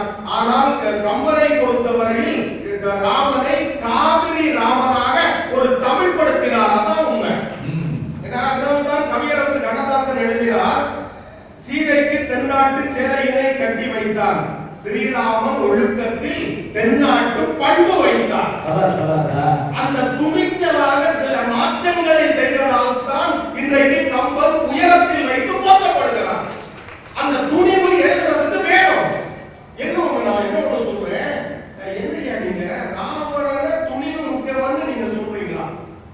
இந்த அவை ஒத்துக்காது. நீங்க வேற எங்க வேண்டாலும் சொல்லலாம். ஈரோட்ல சொல்லுங்க, பெருந்துறையில சொல்லுங்க, உங்க மாணவர்கள்ட்ட சொல்லுங்க. நீங்க என்ன சொன்னாலும் கேட்பாங்க. தயவு செய்து உங்க மனைவிட்ட சொல்லாதீங்க, ஏன்னா உங்களை புரிஞ்சு வச்சிருப்பாங்க. அதனால அவங்க ஒத்துக்க மாட்டாங்க. நான் என்ன சொல்ல வர்றேன், துணிச்சல்ங்கிறது என்ன தெரியுமா? திருக்குறளை நீங்க சொன்னீங்கல்ல, துணிச்சல்ங்கிறது வினை திட்பம் என்பது அவனவன் மன திட்பம். ராவணன் அந்த மன உறுதி கிடையாதுங்க. மன உறுதி இருந்திருந்தா, அவன் திறமை மேல அவனுக்கு ஆற்றல் இருந்திருந்தா சீதையை கவர்றதுக்கு வேஷம் போட்டு வருவானா? எப்ப வேஷம் போட்டு ஒரு விஷயத்தை செய்யறானோ அப்ப அவன் மேல அவனுக்கு நம்பிக்கை இல்லை, துணிச்சல் இல்லை. ராவணனை பொறுத்தவரையில் அவன் ஒரு கோழை. அவ்வளவுதான், முடிஞ்சு போச்சுங்க. நீங்க இதுல போய் துணிச்சல் அது இதுன்னு என்ன நீங்க சொல்லிட்டு இருக்கீங்க? அசோகவனம் அன்னை சீதை தவம் இருந்ததால் புனிதப்படுத்தப்பட்ட புனிதவனம். அசோகவனத்துல சீதை பணிவோடு இருந்தாங்களா, துணிவோடு இருந்தாங்களா? யோசிச்சு பாருங்க. அசோகவனத்துல தனிமையில இருக்கிறாங்க. தனிமையில இருக்கும்போது சுத்தி அரக்கியர்கள் அச்சுறுத்திக்கிட்டே இருக்கிறாங்க. அந்த நேரத்துல ராவணன் வந்து கேட்கிறான், என்ன நீ ஏத்துக்க, நான் சொல்றது மாதிரி என்ன அடங்கிக்க அப்படின்னு சொல்லி என்னென்னமோ செய்யறான். கடைசியில அவன் காலில் விழுறான், சீதையுடைய காலில் விழுறான். அந்த நேரம் சீதை என்ன செய்யறாங்க தெரியுமா? பக்கத்துல இருந்த ஒரு புல்லை எடுத்து அப்படியே கிள்ளி போட்டுட்டு அந்த துரும்ப பார்த்து பேசுறான். ராவணனை பார்த்து பேசல. எப்ப நீ இன்னொருத்தனுடைய மனைவியை கவர்றதுக்கு துணிஞ்சிட்டியோ அப்பவே நீ ஒரு ஆம்பளை இல்ல, வெறும் துரும்புங்கிறத காட்டுறதுக்காகத்தான் துரும்ப பார்த்து அன்னை பேசுறாங்க. பேசும்போது என்னுடைய கணவன் ராமனை நீ என்ன நினைச்சிருக்க? சாதாரணமானவன் நினைச்சிருக்கிறியா? அவன் சாதாரணமானவன் இல்ல. இந்த இமயமலையையே விளக்கக்கூடிய ஆற்றல் அவனுடைய அம்புக்கு இருக்குது. அந்த அளவுக்கு ஆற்றல் இருக்கு. இந்த உலகங்களை எல்லாம் அழிக்கக்கூடிய ஆற்றல் அவனுக்கு இருக்கு. அது உனக்கு தெரியும். ஏற்கனவே கரண் அழிஞ்சதை நீ பார்த்திருக்கிற. தெரிஞ்சும் தப்பு பண்ற, தலை சிந்தி சின்னாபின்னமாக போற. இத மரத்துல இருந்து அனுமன் பார்க்கிறான். இந்த காட்சியை பார்த்துட்டு அனுமனுக்கு அப்படியே தாங்கல. அதுக்கு முன்னாடி அவன் சீதையை பார்த்ததில்ல. சீதையினுடைய இந்த காட்சியை பார்க்கும்போது பார்க்கிறது வரைக்கும் அனுமன். இந்த காட்சியை பார்த்ததும் சீதையின் பக்தராக அனுமன் மாறினான். அப்ப மனசுல நினைச்சுக்கிறான், இவ்வளவு தைரியமா துணிச்சலா இருக்கிற அந்த சீதை இருக்கிற இந்த காட்சியை பார்க்கறதுக்கு ராமனுக்கு கொடுத்து வைக்கலையேன்னு மனசுல நினைச்சான். அந்த அளவுக்கு துணிச்சல் இருந்ததுங்க. இன்னொரு சம்பவம், ராவணன் எப்பவுமே வேஷம் போட்டு ஏமாத்துறவன். அவன் என்ன பண்றான், மருதன் அப்படிங்கிற ஒரு அரக்கனை மாய ஜனகரா சீதையுடைய அப்பாவா வேஷம் போட்டு சீதையை வந்து சொல்றான், எப்பா நம்ம குடும்பத்தையே அழிச்சிருவான், கொன்னுருவான், பயமா இருக்கு, நீ அவன் சொல்றது மாதிரி கேட்கு, ஏத்துக்க அப்படின்னு அப்பா வந்து சொல்றது மாதிரி ஒரு நாடகத்தை செட் பண்றான். அதை பார்த்த உடனே அன்னை சீதை சொன்னா, இவ்வூரை எந்தை கூறான், எங்க அப்பா இதை சொல்ல மாட்டாங்க. அந்த துணிச்சலும் அந்த அறிவு கூர்மையும் இருக்குது பாருங்க. சொல்லிட்டு சொன்னா, நீ என்ன நினைச்சிருக்க, என்ன பார்த்து, நான் யார் தெரியுமா, இந்த சிங்கம் இருக்குல்ல, சிங்கத்தோட தான் சேரும், நரியோட சேராது. அரியோடும் வாழ்ந்த பேடை அங்கனத்து அழுக்கு தின்னும், நரியோடும் வாழ்வதுண்டோ நாயினும் கடைப்பட்டோரேன்னு சொன்னா பாருங்க. அந்த துணிச்சல் மாயா சதகப்படலம்னு வருவாங்க, கூட்டு வந்து வெட்ட போறான். எப்பவுமே பெண்களுக்கு தன்னுடைய தந்தையை பற்றி ஒரு வார்த்தையோ சொல்லிட்டாலும் பொறுக்க முடியாது. என்ன வேணாலும் பேசுங்க, எங்க அப்பா பற்றி பேசக்கூடாது, அதை அடிக்கடி கேள்வி பிடிப்போம். அதனால அந்த தந்தைக்கு துன்பம்னா அவன் மனசு மாறுவா அப்படின்னு நினைக்கிறப்ப, எங்க அப்பனே இல்லடா அப்படின்ட்டு ஒரே வார்த்தை. அனுமனுக்கு படிவு இருந்து இல்லைன்னு சொல்லல, ஆனால் அனுமன் போற்றப்படுவதற்கு காரணம் பணிவா துணிவாங்க. யோசிச்சு பாருங்க, பிரம்மாஸ்திரத்துல கட்டி ராவணனுடைய சபையில கொண்டு வந்து நிப்பாட்டுறான் இந்திரஜித்து. ராவணன் இவனை பார்த்து கேட்கிறான், யார் நீன்னு கேட்கிறான். யார் நீன்னு கேட்கும் போது சொல்றான், வில்லிதன் தூதன் நான், ராமனுடைய தூதன்னு சொன்னாங்க. அந்த துணிச்சல் அவன்கிட்ட இருந்தது, கம்பீரமா வந்து நிற்கிறான். அதுதான் உண்மை. நடுவர்களே, நான் என்ன சொல்றேன், சிக்கல் ஏற்படும் போது நமக்கு துணிச்சலோட அறிவுக்கூர்மையோட முடிவு பண்ணா நமக்கு வெற்றி கிடைக்கும். ஏன்னா முதல் நாள் போர் நடந்துகிட்டே இருக்கும்போது என்ன ஆயிடுச்சு, லக்குவனுக்கும் ராவணனுக்கும் சண்டை. ராவணன் என்ன பண்ணான் தெரியுமா, லக்குவனுடைய அம்பரா துணிய அப்படியே சிறைச்சிட்டான், அம்பெல்லாம் கீழே விழுந்துருச்சு.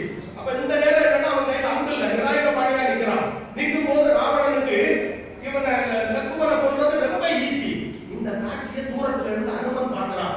இந்த நேரத்துல துணிஞ்சு ஒரு முடிவு பண்ணணும். அடுத்தது செகண்ட் ஒப்பீனியனுக்கு வாய்ப்பே இல்லை.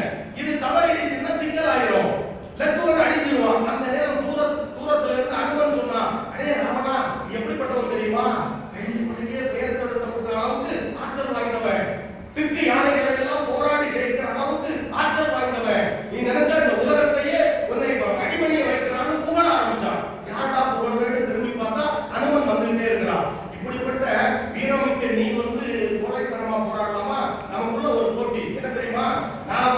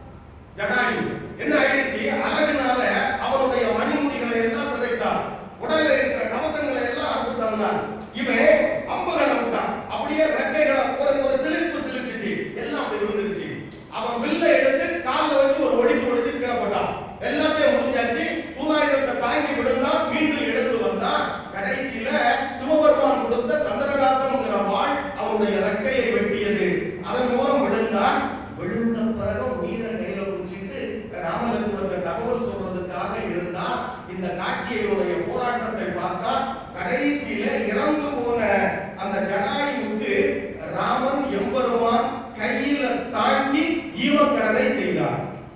ஈமக்கடனை செய்தார். இதிலிருந்து ஒரு உண்மையை நமக்கு சொல்லுகிறார்கள். உயர்ந்த நோக்கத்திற்காக நீ உன்னுடைய உயிரை இழந்தாலும் ஆண்டவனே வந்து உனக்கு மரியாதை செய்வார் என்பதற்கு சாட்சி இது. இப்படி துணிச்சலாக நிறைய இடங்கள் இருக்கிறது. ராமாயணத்தினுடைய மொத்த பெருமையும் துணிவுதானே தவிர பணிவு அல்ல. வாய்ப்புக்கு நன்றி, வணக்கம். அந்த சீதை இருந்த இடம் நான் சமீபத்தில் போயிட்டு வந்தேன். இலங்கையில நுவரெலியா அப்படிங்கிற பகுதி. உண்மையே அந்த சோகவனம் இருந்த இடம் பார்த்தீங்கன்னா வாய்ப்பு கிடைச்சால் ஒரு தடவை நீங்கள் போயிட்டு வாங்க.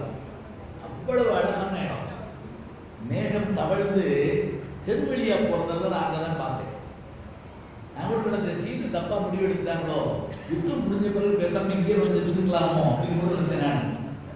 ஏன்னா அவ்வளவு அழகா இருக்கு இந்த இடம். அந்த இடத்துல இருந்து மண் எடுத்து வந்துருக்காங்க அப்படின்னு அழகா சொன்னார் ஐயா. அதே மாதிரி துணிவு எப்பெல்லாம் வரணும் போர்க்களத்துல, இன்னொரு உயிரை காப்பாற்றுறதுக்கு தான் போய் இதை தாங்க போகணும். நிறைய இடம் இருக்குது. அதுவும் இதனடா சித்தப்பா எங்க குடும்பத்தையே காட்டி கொடுத்தது இந்திரசித்தன் ஒரு ஈட்டி எறிகிறான். அப்போ ஒவ்வொருத்தரா வருவாங்க. நீங்க அந்த காலத்துல சித்திர ராமாயணம்னு ஒன்று எங்களிடத்தில் வந்தது கோகுல படங்களோட. அப்ப அந்த ஈட்டி வர்றத யார் யார் தாங்க வர்றா அப்படின்னு வரிசையா படம் போட்டுப்பா. அப்படி சுக்ரீவன் மேல பற்றக்கூடாது, அதுக்கு முன்னாடி ஒருத்தர் ஓடுறான், அதுக்கு முன்னாடி ஒருத்தர் ஓடணும். இப்படி வரிசையா ஓடுறதோ அந்த ஈட்டி வரணும். அதை பார்க்குற காட்சியை பார்க்கலாம். துணிவுங்கிறது தப்பி ஓடுறது இல்லைங்க. தன்னை போராடுறது மட்டும் இல்லை, அடுத்த உயிரை காப்பாற்றணும். அதே மாதிரி சீதையினுடைய வார்த்தையை சொன்னார். ஒரு நிமிஷத்துல அனுமனுக்கு தோணுச்சான், இது வரைக்கும் ராமனத்தான நம்ம வெறியாடு வந்து சொன்னோம், நம்ம என்ன பண்ணு போடுறான், அவன் தின்றுவேங்கிற அளவுக்கு வர்றான் ராவணன். உன்னை கொன்றுவே மட்டும் தின்றுவேங்கிறான். என்னென்னமோ சொல்லி பார்க்குறான், மதிக்கவே இல்லை. சார்ந்து இருக்கிற அம்மா எவ்வளவு ஆற்றல் வேணும், எவ்வளவு துணிச்சல் வேணும். அதுக்காக அழகா சொன்னாரு, பதவியை வேணான்னு சொல்லவும் துணி வேணும் இல்லையா? இதான உண்மை. இது எல்லாருக்கும் வந்துருமா சொல்லுவாங்க. எப்படியாவது சொன்னானா ஒரு அம்மா தன்னுடைய கணவன்கிட்ட, அண்ணன் சிவலோக பதவி அடைஞ்சுதான் போட்டுட்டு கோவத்தோடு சொல்லியிருக்காங்க. அவன் எப்படியாவது ஆரம்பிச்சு வாங்கிடுவான்னு எனக்கு தெரியும். அதே ஏதோ ஒரு பதவியாக நினைச்சு அந்த சிவலோக பதவி பயிர்ந்த பதவிங்கிற விஷயம் என்னன்றது தெரியாது. அதே சிலர் பொறாமையோட போட்டாயிருக்கு அடுத்த பதவி அப்படின்னு நம்ம நினைச்சிட்டு இருப்போம். அதை வேணான்னு சொல்றதுக்கு எவ்வளவு பெரிய விஷயம். கிடைக்கின்ற ஒன்றை மறுப்பது, இழக்க சித்தமாயிருப்பது, அதுதான் துணிவு. காந்தியடிகள் என்ன 6 பேக்ஸ் அங்கே வச்சிருந்தாரு, ஒன்று சாதாரண உடம்பு. அதாவது வின்சென்ட் சர்ச்சில் சொன்னாரா, ஒரு கை துப்பாக்கியோட வந்திருந்தா கூட நாங்கள் ஒரு பெரிய துப்பாக்கி வச்சிருந்துருப்போம். இல்லை நீ துப்பாக்கியோட வச்சிருந்தேன்னா நாங்கள் பீரங்கியோட வச்சிருப்போம். நீ ஈரங்கியோட வந்தேன்னா நான் எப்படி பீரங்கியோட வர முடியும்? ஒன்று ஏறியாது. அவ்வளோ குளிர் நாட்டில் சட்டையெல்லாம் போடுறவரை ஒரு வண்டி கேட்கிறது. அதுதான் பெரிய விஷயம். துணிவு என்பது மனசுக்குள்ளதான் இருக்கு. ஆயுதங்கள் ஆலையா சொல்லுவோம். ஆயுதம் வச்சிருக்கோம்னா வீரனா இல்லையே. தன்னாயுதமும் தன்கை பொருளும் கருங்கை கொடுக்கும் பேரையும் பதறைனா. சில நேரங்களில் திருடன் அவன் நிராயுத பாணியாக வந்திருக்கான். நம்ம அவன்கிட்ட எதையாவது நடிக்கி நம்ம அவனுக்கு கொடுத்துருவோம். நம்மகிட்ட பிடிக்கிறது நம்ம நடிச்சுருக்கோம். அதை வச்சு அழகா சொன்னார். இத்தனை விஷயங்கள் எல்லாம் இருக்கு. பணிவெல்லாம் வேண்டாம்னு சொல்ல, ஆனால் துணிவில்லை என்றால் என்ன எடுத்துக்காட்டினார். இப்போ ஆண்கள் தன்னுடைய பணிவு துணிவையும் காட்டிட்டாங்க. இது பெண்கள் பேசுகின்ற நேரம் வழக்கமாக நம்ம அந்த 33%, 50% அதெல்லாம் தாண்டிச்சுன்னு நினைக்கிறேன். இப்போ இனிமேல் ஆண்கள் போராட வேண்டிய ஒரு காலம் வந்தாலும் வரலாம். எங்களுக்கு கொஞ்சம் சேர்த்துங்க அப்படிங்கிற மாதிரி வரலாம். அது பெருமைக்குரிய விஷயம் தானே. ஏன்னா எத்தனை காலம் அவர்கள் அந்த அடுப்பங்கரையை தாண்டி வரவில்லை. அதான பெரிய விஷயம். இன்னைக்கு வந்து நிற்கிறாங்கன்னு எனக்கு தெரியுது. வீட்டுக்கிழங்கு போட தெரியுமான்னு கேட்ட இடத்துல, தேசத்தினுடைய நிதியமைச்சராகவே ஒரு பெண் இருக்க முடியும் என்று இந்தியா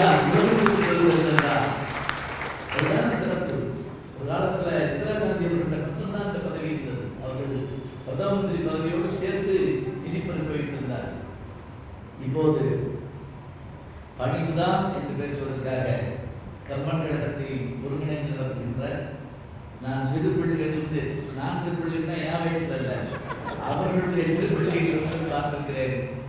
பேசுவதற்காகவே அவருடைய தாய் தந்தையர்கள் பயிற்றுள்ளவர்கள். பாரதி என்ற பெயர் அவர்களுக்கு பொருத்தமானது. இப்போது பாரதி வருகிறார்கள். இந்த மேடையிலே 2 சகோதரர்கள் என்னுடைய அன்பு தம்பி ரவிக்குமார் மிகுந்த பணிவோடு பேசியிருக்கிறார். என் தம்பி ஏதோ உட்கார்ந்து பாருங்க, இது ஒரு அருவாளோட அப்படியே அந்தந்த அணி காட்டுறதுக்காக மீசை குலுக்கி விட்டு இந்த வேடம் முனைந்து நடித்த வந்தது. நல்ல அதெல்லாம் இப்ப இல்லை.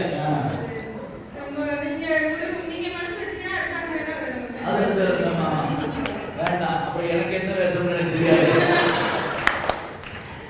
மகாத்மா காந்தியை பற்றி நீங்கள் குறிப்பிட்டீர்கள். மகாத்மா காந்தியினுடைய ஈர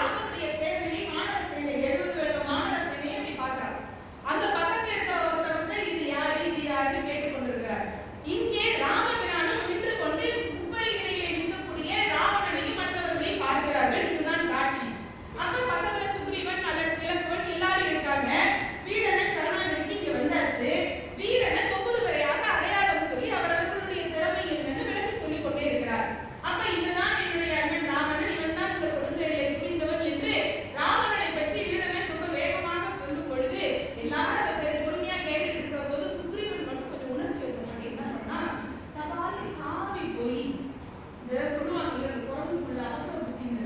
நம்ம வீட்லயே பசங்களை கிட்டி விளையாடிட்டு நம்ம ஏன்டா குரங்கு மாதிரி தாவுற அப்படின்னுல, இவன் டக்குன்னு அப்படியே உணர்ச்சி வசப்பட்டு இங்கேருந்து பறந்து வேகமா போய் ராவணனுடைய அந்த 20 தோள்கள்ல ஒரு தோள்ல உட்கார்ந்துட்டு ராவணனை நோக்கி ஓங்கி 4 அரை சப்பு சப்புன்னு விட்டா.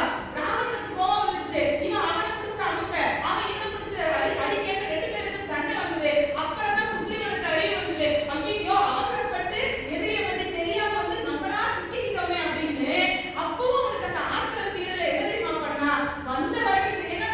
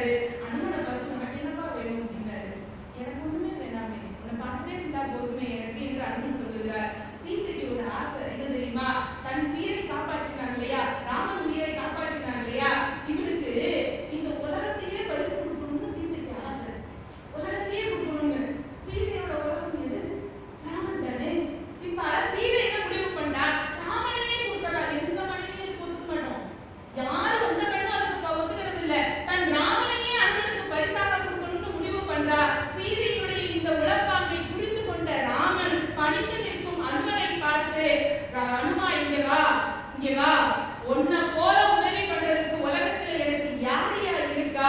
எல்லாத்தையும் பண்ணிட்டு ஒண்ணும் வேண்டாம் என்று அமைதியாக நிற்கிறாயே, நீ வந்து என்னை தழுவிக்கொள் என்று ராமபிரான் சொல்லுகிறார். பெரியோர்களே, எப்பொழுதும் பெரியவர்கள் தான் சிறியவர்களை தழுவிக்கொள்ள முடியும். அப்படி தொண்டன் அனுமனை பெரியவனாக ஆக்கி பகவான் ராமபிரான் தன்னை சிறியவனாக ஆக்கியதற்கு ஒரே காரணம் அனுமனிடம் இருந்த பணிவு மட்டும்தான்.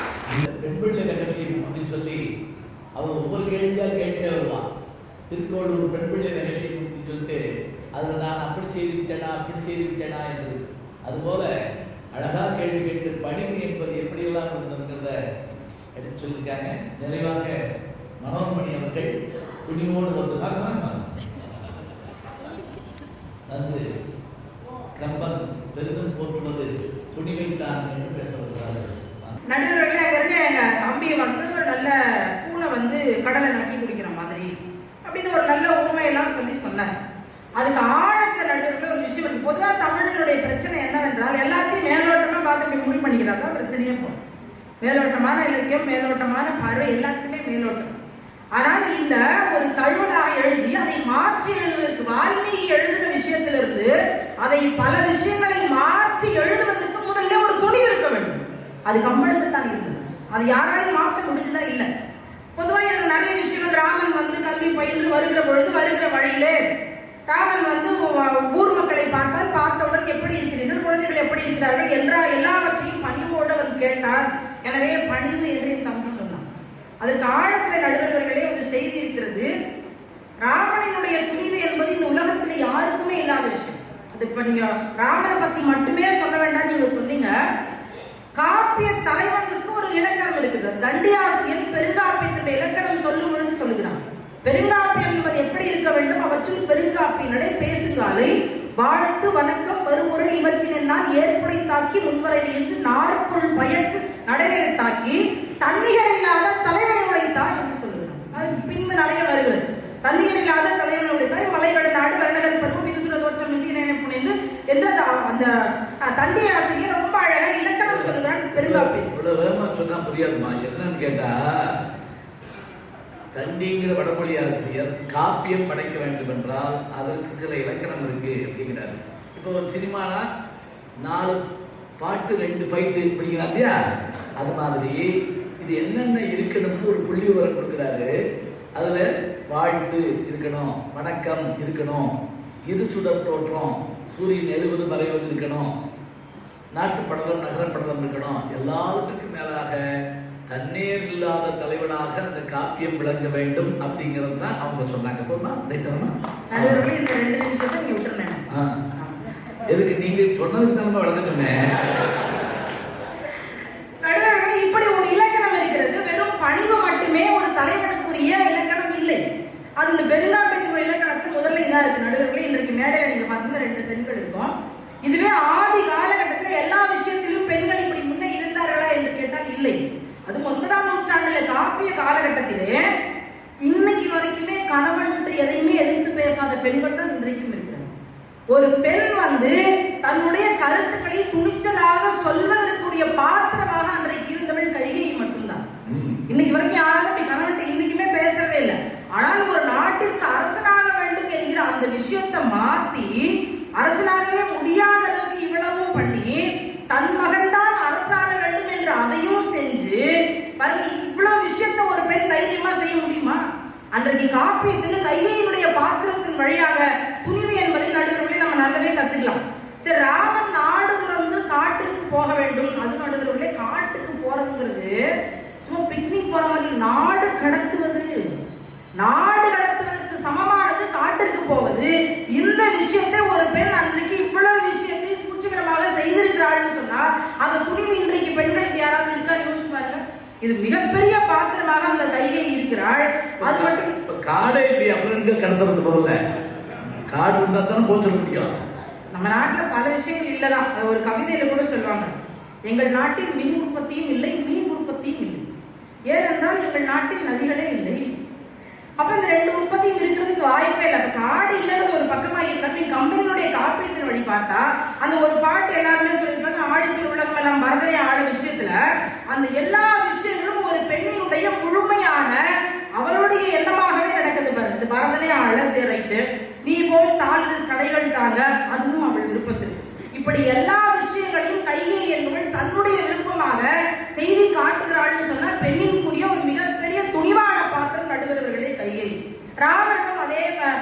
லக்குவரனும் அதே போல ராமனுக்கு எந்த அளவான துணிவு இருந்ததோ அதே போல துணிவு இலக்குவரனுக்கும் இருந்தது என்றுதான் கம்பன் எல்லா இடத்திலும் சொல்கிறார்.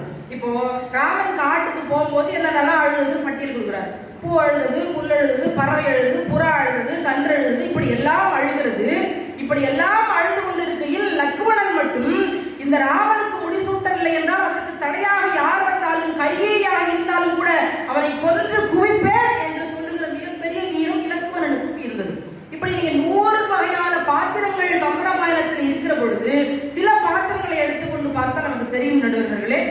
ராமன் வந்து காட்டுக்கு போன்னு சொன்னோன்னா அவன் முகம் வந்து அப்பொழுதும் எப்படி பதவி உனக்கு உண்டுன்னு சொன்ன பொழுது அவன் முகம் எப்படி தாமரை போல இருந்ததோ அப்படிதான் பதவி இல்லை என்று சொன்ன பொழுதும் இருந்தது என்று கம்பன் சொல்கிறது படித்தது. இப்பொழுது என்மனோரால் இம்பதற்கு எளிதோ யாரும் செப்பரும் குணத்திராமன் திருமுக செவி நோக்கி ஒப்பதே ஒன்று பின்பு வாசல் முனர் கேட்ட அப்பொழுதும் அழகு செந்தாமரையை ஒத்ததம்மா.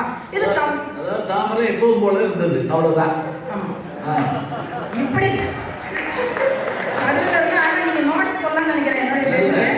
சுருக்கமா சொன்னேன் நான், தாமரை எப்பவும் போல இருந்தது. நடுவர்களே இப்போ அப்படி இருந்தால் ஆனால் இந்த காட்டிற்கு போகிற துணி இருக்கிறது தெரியுமா? சரியா இப்போ நடைமுறையில் நான் சந்தித்த ஒரு விஷயம் நடுவர்களே, நம்ம திருச்சியில சென்ட்ரல் ஜெயில 1300 கைதிகள் இருக்கிறார்கள். 1300 கைதிகள் இருக்கிறார்கள். மகளிர் சிறையிலே 350 பெண்கள் இருக்கிறார்கள். ஒரு முறை பட்டிமன்றம் ஜெயில போடணும்னு கூட்டு போனாங்க. எனக்கு பட்டிமன்றம் ஜெயில போய் போடணுமான்னு எனக்கு ஒரு சந்தேகம் இருந்துச்சு. பட்டிமன்றம் ஜெயில இருக்கு அப்படின்னு கேட்ட பொழுது அன்றைக்கு ஜெயிலராக இருந்த பழனி அவர்கள் சொன்னார், பட்டிமன்றம் ஏன் ஜெயில போடணும், அந்த சிறைக்கு வந்த பிறகு அவர்களுடைய அந்த மன உளைச்சல் இருக்கிறது, அதனால அவன் அங்க போய் செத்து போக முடியாது. அதனால என்ன பண்ணா ஒரு டியூப்லைட்டை உடைச்சு கடிச்சு சாப்பிட்டுருக்காங்க. டியூப்லைட்டை உடைச்சு கடிச்சு சாப்பிட்டுருக்கான். செவுத்துல ஓடக்கூடிய பல்லியை பிடிச்சு மனம் சாப்பிட்டுருக்கான்.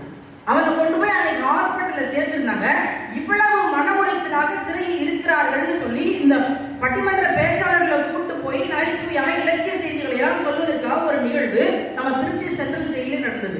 இந்த சிறைக்குள் போய் இருப்பவர்களுக்கு தான் தெரியும் அதனுடைய கஷ்டம் என்பது. 14 ஆண்டுகள் காட்டுக்கு போக வேண்டும் என்று சொன்னவுடன் அந்த துணிவு இருப்பதற்கு ஒரு மிகப்பெரிய மனிதனால் மட்டுமே நடுவர்களே முடியும். அது உண்மையிலேயே ராமனுக்கு தான் இருந்தது. இந்த உலகம் பல துன்பங்களை அனுபவிப்பது கெட்டவர்களால் அல்ல, அமைதியாக வேடிக்கை பார்த்து கொண்டிருக்கிற நல்லவர்களால் தான் என்று மாவு பேசுகிறார். துணிவோடு என்றைக்கு நாம் கேட்க ஆரம்பிக்கிறோமோ அப்பொழுதுதான் சரியாக இருக்க முடியும். அவரோடு இருப்பவர்களை வாரி ரொம்ப அழகா சொல்வார். கொடையப்பர் என்று சொல்லக்கூடிய சடையப்பர் நலமா, சட்டை இல்லாத அப்பர் சாதனேசர் நலமா, மூவா தமிழில் உன் மேன்மை முழங்கிய ஜீவா நலமா, பேசி பேசி உன் பெருமை வளர்த்த பீசி நலமா, கந்தனை பாடாமல் கம்பனை பாடிய புதுவை கவிஞர் அருணகிரி நலமா, நாட்டரசன் கோட்டை நீர்வீழ் கொண்ட பாட்டரசே எழுந்து வா, என்னை புகுந்து எழுது, இறைஞ்சி நின்றேன் தொழுது, விதைப்பது மட்டுமே எங்கள் வேலை, விளைவிப்பது கம்பனே உன்னுடைய வேலை. நன்றி, வணக்கம். இந்த பெருங்காப்பியத்துல துணிவு பணிவு 2 மந்திரம் எடுத்துக்கிட்டோம். ஒவ்வொரு காப்பியத்தை எழுதும் போது அதுக்கு ஒரு நோக்கம் இருக்கணும். முக்கியமா அதுதான் காப்பிய நோக்கம் என்ன. பெரிய புராணம் தொண்டர்தம் பெருமையை சொல்வது. சிலப்பதிகாரத்தினுடைய காப்பிய நோக்கத்தை அவரே சொல்றார். அரசியல் பிழைத்தோர்க்கு அறம் கூற்றாலும் உரைசால் பத்தினியை உயர்ந்தோர் ஏத்தலும் ஊழ்வினை உறுத்து வந்து ஊட்டுதும் என்பது சூழ்வினை சிலம்பு காரணமாக நாட்டுதும் யாமோர் பாட்டுடை செய்யுள். நம்ம சொல்றோம் வீரமாமுடியூர் வந்த பிறகுதான் உரைநடை வந்துச்சுன்னு இல்லை, அது முன்னாடியே இருக்கு. இறையனால் அகப்பொருள் உரை என்ற ஒன்று உரைநடையாக இருக்கிறது. சிலப்பதிகாரமே பாட்டடையிட்டு உரையடையிட்டு விட்டு பாட்டுடை செய்யுள் சொல்றாங்க. இங்க நம்ம பார்க்கிறோம். இந்த ராமன் கதையை நான் முதல்ல சொன்ன போது சங்க இலக்கியத்தில் அகநானூற்றில் வருகிற பாட்டில் இருந்து ஒரு செய்தியை சொன்னேன். புறநானூற்றிலையும் அதே மாதிரி ஒன்று வருது. எப்படி தெரியுங்களா?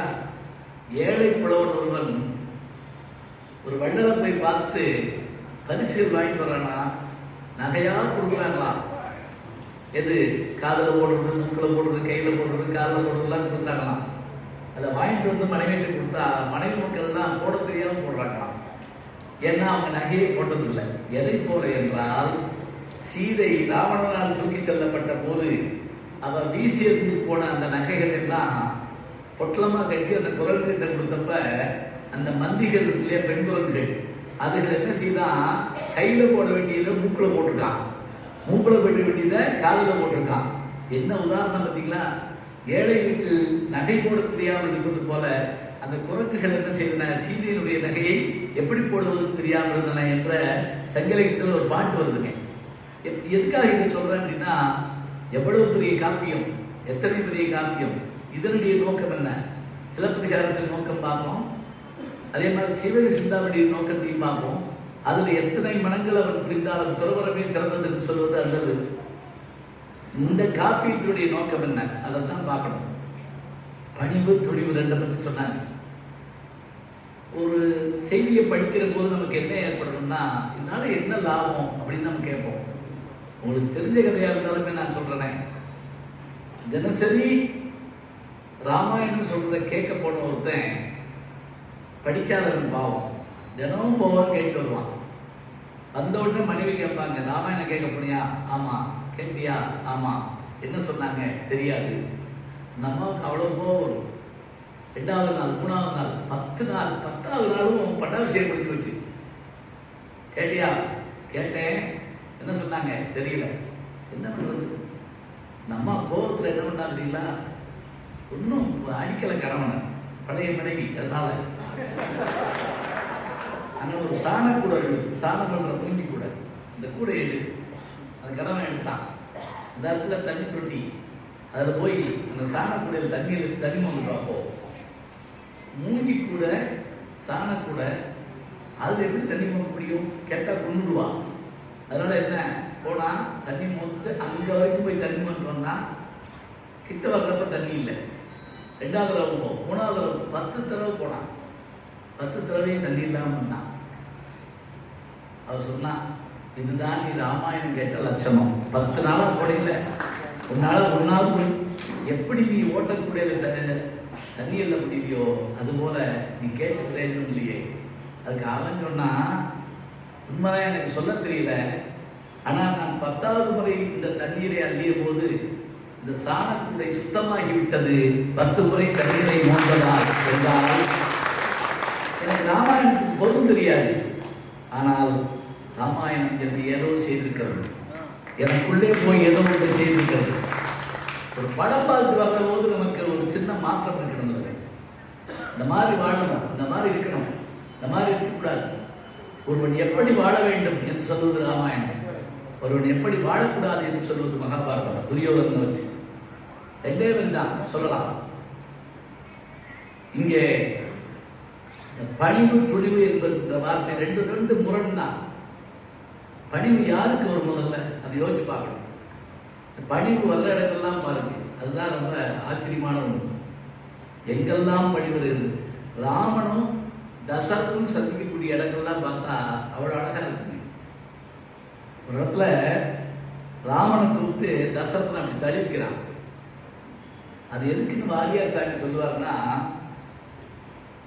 தனக்கடுத்து இந்த அயோத்தியை ஆள போகிறவன் தன் மகன் தான், அவனுக்கு அதுக்கான தகுதி. இப்ப பட்டாளத்துக்கு ஆள் இருக்கிறப்ப தோள்பட்ட மார்பெல்லாம் பார்ப்போம்ல, அது மாதிரி தழுவி பார்த்தானா சரி பொருந்தி வருவான் அப்படின்னு தெரிஞ்சுக்கிட்டு உடனே என்ன செய்யலாம் அப்படின்னு பட்டாபிஷேகத்துக்கு நாள் குறிக்கலாம். அந்த அப்பாவும் மகனும் பேசிக்கிட்டு தான விஷயங்கள்லாம் ரொம்ப இருக்காது. ஆனா அன்பை காட்டுற இடங்கள் இருக்கு இல்லையா? விஸ்வாமித்திரன் வந்து கூப்பிடுற போது கொஞ்சம் யோசிச்சுட்டு சொல்லாமா, நான் வர்றேன்னு. அவன் சின்ன பிள்ளை, நான் வர்றேன்னு. ஏன்னா முனிவர்கள்ட்ட வந்து அதிகமாக பேச முடியாது, மேலதிகாரி மாதிரி அவங்க உடனடியாக டிரான்ஸ்ஃபர் ஏதாவது வந்துடும். ஒரு நிமிஷம் தான். மூக்கு நுனியில் கோபம், நாக்கு நுனியில் வேகம். இதுதான் முனிவர்களா யார் வாலி சொல்லுவார். மூக்கு நுனியில கோபம், அது துர்வாசனுக்கு குழப்பே அதுதான். யாரை பார்த்தாலும் நாயா போ, அப்படி போ, இப்படி போ. வழியும் சொல்லுவாங்க, எவ்வளவு நாள் நீ இப்படி இருக்கணும், அது பிறகு நீ மாறிடலாம் அப்படிங்கிற மாதிரி சொல்லுவாங்க. அந்த விஸ்வாமித்திரன் வந்து கேட்கிற போது பிள்ளைய அனுப்ப தயங்கி, நான் வர்றேனே அனுப்ப மாட்டேன்னு சொல்லலை. அவங்க சிறுவர்கள். இப்ப அங்கிருந்த வசிட்ட மாமணி சொல்றாரு, பரவாயில்ல, உன் பிள்ளைகளுக்கு அபூர்வமான விஷயங்களை சொல்லிக் கொடுக்க போறாப்புல, போய் சொல்லு. உயர்கல்விக்கு அனுப்பு, எங்க படிச்சது போதும், நான் சொல்லிக் கொடுத்துருக்கேன். இனிமேல் தான் ராமனுடைய வாழ்க்கையில பெரிய மாற்றங்கள் வரப்போகுது, அனுப்பு. மனம் இல்லை என்றாலும் உடனடியாக அனுப்ப. ஒரு முறை இந்த சென்னை கம்மன் கிரகத்தில் ராமனுக்கான பாத்திரங்களை சொல்றப்ப ராமன் கணவன், சிறந்த கணவனாக, சிறந்த அண்ணனாக, சிறந்த அரசனாக, சிறந்த வீரனாக, எனக்கு கொடுத்தீங்களா சிறந்த மாணவனாக இப்படி கொடுத்துட்டாங்க. நான் எங்க போய் படிக்கிறது, சிலபஸ்ல இல்லை. அப்புறம் தேடி எடுத்து பார்த்தாங்க. எங்க பார்த்தா தெரியுங்களா, விஸ்வாமித்திரரோடு ராமர் போறாருல, அந்த போற போது ராமரும் இலக்கணமும் படிச்சுக்கிட்ட பாடல்கள் மாதிரி நீங்க பாலகாண்ட பகுதியை தயவு செய்து படிங்க. அவ்வளவு அபூர்வமான விஷயங்கள். நல்லா சொன்னா முதல் ஓப்பன் யூனிவர்சிட்டியில படிச்ச ஆளு ராமன் தான். ஏன்னா காட்டுக்குள்ள போற வழியில அனல் தாங்க முடியல ஒரு இடம். இந்த இடம் என்ன இடம்? உடனே உட்கார்ந்து இந்த கதையை ஆரம்பிக்கிறார். இதுதான் 9 எரிச்சல். அவனுடைய அங்கங்கள் எல்லாம் விழுந்ததால் இது அங்க நாடு. அது ஒரு பூகோளம் சொல்லி விட்டாச்சு, ஒரு வரலாறு சொல்லி விட்டாச்சு, ஒரு பீரியட் ஹிஸ்டரி, ஒரு பீரியட் ஜியாகிரபி எல்லாம் இருக்கிறார். கொஞ்ச தூரம் போறாங்க. அங்க போனோடனே இந்த இடம் ரொம்ப அழகா அற்புதமா பூக்கோளம் போடப்பட்டிருக்கு. என்ன அது அப்படின்னு கேட்ட உடனே இதுதான் மாபலி சக்கரவர்த்தி இருந்த இடம். யாரு 3 அடி மண் கேட்டு வந்தாங்க இல்லையா, அந்த இதெல்லாம் ராமாயணத்துடைய கிளைக்கதை. பேருக்கு தெரியாது. இன்னும் சொல்ல போனா பிரகலாதன் கதையே ராமாயணத்துடைய கிளைக்கதை தான். எங்க இருந்தவர் தெரியுமா? இதே பணிக்கு சொல்லலாம், என்ன ஜெயிச்சிருவானா ராமன் அப்படின்னு கேட்கிறப்ப அப்ப விபீஷணன் சொல்றான். எப்படி சொல்றான் அப்படின்னா, உன்னை காட்டுல வரலான்னு ஒருத்தர் இருக்கான். நீ என்ன வாங்கின? 3 கோடி வாழ்ந்தாலும் உன்னுடைய மீனுடைய பெருந்தோல் தானே ஒன்று இருந்தது. ஆனா ஒருத்தன் எப்படி வாங்கினா தெரியுமா? ராத்திரில சாகக்கூடாது, பகல்ல சாகக்கூடாது, வீட்டுக்குள்ள சாகக்கூடாது, வெளியில் சாகக்கூடாது, தரையில சாகக்கூடாது, ஆகாயத்துல சாகக்கூடாது, மனுஷன்ல சாகக்கூடாது, மிருகத்துல சாகக்கூடாது, விஷத்துல சாகக்கூடாது, ஆயுதத்துல சாகக்கூடாது. இத்தனை வாங்கினானே அவன் கதி என்னாச்சு உனக்கு தெரியுமா என்று ஒரு கதையை சொல்வதற்காக ஒரு இடத்தை உண்டாக்குறாங்க. இப்ப ஒவ்வொன்னா பார்த்து கடவுள் அம்சமாக இருந்தாலும் ராமன் கேட்டுக்கிட்டே போகக்கூடிய அந்த இடம் இருக்குல்லையா, என்ன அழகுங்கிறீங்க. ஒவ்வொரு முறையும் ஆசிரியத்தை அவர் உட்கார்ந்து படுத்திருக்கப்ப முடிச்சிருக்கணும். அதே மாதிரி அதுக்கடுத்த நிலை ராமன் மூத்தவன்னா இலக்கவன் நிலையம் இல்லையா, ஒரு இடம் அந்த இடம் பூரா பாலைவனமா இருக்கு. அப்ப ராமன் கேட்கிறார் பக்கத்துல விஸ்வாமித்திரத்தை, இப்படி ஒரு இடம் என்னுடைய தந்தையினுடைய தேசத்துல இல்லையே, ஏன் இருக்கு? நல்லா கவனிங்க. குறிஞ்சி என்பது மலை சார்ந்த இடம், முல்லை என்பது காடு சார்ந்த இடம், அதே போல மருதம் என்பது வயல் சார்ந்த இடம், நெய்தல் என்பது கடல் சார்ந்த இடம். பாலை தமிழ்நாட்டில் இல்லை, ஞாபகம் கிடையாது, பாலைவனம் கிடையாது. இதே கேள்வி ராமன் கேட்கிறார், இது என்ன பாலைவனம் மாதிரி இருக்கு, இது நம்ம எல்லையிலே கிடையாது. அப்ப பாலை இல்லையா அப்படின்னா இருக்குன்னு சொல்றாரு. யாரு? சிலப்பதிகார ஆசிரியர். முல்லையும் குறிஞ்சியும் முறைமையில் திரிந்து பாலை என்பது படிமம் கொள்ளுங்கிறார். முல்லையிலேயே குறிஞ்சியிலேயும் மழை பெய்யாட்டி அது பாலை ஆகும் அப்படின்னு அவர் சொல்றாரு. இது என்ன இடம் அப்படின்னு ஒரு கேள்வி கேட்ட உடனே அதுக்கு பதில் சொல்றாரு, இங்குதான் தாடகை என்பவள் இருக்கிறாள், அவருடைய மகன் சுபாகு, அவருடைய இளைய மகன் மாரீசன், இந்த குடும்பமே சேர்த்து இந்த ஏரியாவை பாதுகாத்துட்டு இருக்காங்க. இங்கதான் யாகம் நடக்க போது, இங்கதான் உங்களுக்கு வேலை. அந்த யாகம் நடக்கிற போது எப்படி அவங்க முடிச்சிருந்தாங்கிற விஷயத்தை என்ன அழகுங்கிறீங்க. அடையாப்பா கபராமாயணத்தை எதுக்காக படிக்கணும்னா, ராமாயணம் படிச்சு எல்லாம் அதெல்லாம் இருக்கட்டுங்க, பார்க்கிற போது நமக்கு ஒரு ஆச்சரியம் தோன்றும். யாகசாலையில சுத்தி வர்றாங்க, இப்படி இப்படியே சுத்தி வர்றோம். ராமன் நிக்கிறான், இளையவன் சுத்தி வர்றான். இதுக்கு என்ன உதாரணம் சொல்றது? ஒருத்தர் நிக்கிறான், ஒருத்தர் சுத்தி வர்றான். இதுக்கு என்ன உதாரணம் சொல்றாரு? கம்பன் சொல்றாரு, இந்த கண்ணை இமையும் சொல்றாரு. மேல இருக்கக்கூடிய இமை போயிட்டு போயிட்டு வரும் எல்லாத்துக்கும், கீழே இருக்கக்கூடிய இமை அசையாது. மூத்தவன் கீழிமை போல நின்று கொண்டிருந்தான், இளையவன் மேலிமை போல சுற்றி சுற்றி வந்து கொண்டிருந்தான். யாகம் நடந்தது. பணிவன்னா போடணும்னு படுத்துக்கிறது கிடையாது. சில பேர் வெப்ப பணிஞ்சான்னா நமக்கு பயமா இருக்கு, கடை கேட்க போறாங்க கொண்டிருக்க அப்படின்னு யோசிச்சு போனோம். அந்த பணிவு என்ன அருமையான வார்த்தை. அந்த பணிவு கூட சில இடத்துல துணிவு வேண்டு இருக்கு, நம்ம இல்லைன்னு சொல்லக்கூடாது. அந்த மிதலையை நோக்கி போறாங்க, தாடகை விளக்கம்னா முடிஞ்சது. தாடகை விளக்கத்துல ஒரு ஆச்சரியம் இருந்தீங்களா, இப்ப நம்ம பாராளுமன்றத்துல கன்னி பேச்சுக்கிறோம் இல்லையா, ராமனுடைய கன்னி போர் நல்லா சொன்னா அந்த பெண்ணோட தான் போட மாட்டேங்கிறாங்க, அம்பு போட மாட்டேங்கிறார். இந்த போடு அச்சசி போடு அப்படிங்கிறார். அந்த போர் தான் முதல் போர் ராமனுக்கு. அடிச்சு விழுந்துட்டு அப்புறம் போறப்பதான் அந்த கால் பட்டு அகலிகை பெண்ணாக மாறிய கதை. இது யாரு? அந்த கதை ஒன்று சொல்றாங்க. கௌதம முனிவருடைய மனைவி ஆகிய அகலிகையினுடைய கதை சொல்லப்படுது. இதெல்லாம் தாண்டி போறப்ப இது எல்லாத்தையும் வாத்தியார்ட்ட கேட்டுதான் செஞ்சார். ஒன்னே ஒண்ணுதான் கேட்காம செஞ்சார். சீதையை நிமிந்து பார்த்தார்ல, அது ஒண்ணு வாத்தியார் தான் கேட்க முடியுமா? வாத்தியார் இந்த ஒரு பிள்ளை நிற்கிறது பார்க்கணுமா சார், அது கேட்க முடியுமா? அல்ல, அந்த அண்ணனும் நோக்கினான் அவளும் நோக்கினான் தான். முத்தம் தொடர்ந்த முனிவனும் நோக்கினான் போடல. யோசிச்சு பாருங்க. இல்ல, அங்க அந்த முறைகள் ஒருவருக்கு ஒருவர் விட்டு பிறகுற முறை. அதே மாதிரி தாயை பார்க்க போறப்பெல்லாம் நடந்து போறோம். இன்னும் கூட கைகேயி தனக்கு தண்டனை தர போறா. தண்டனைன்னா என்ன?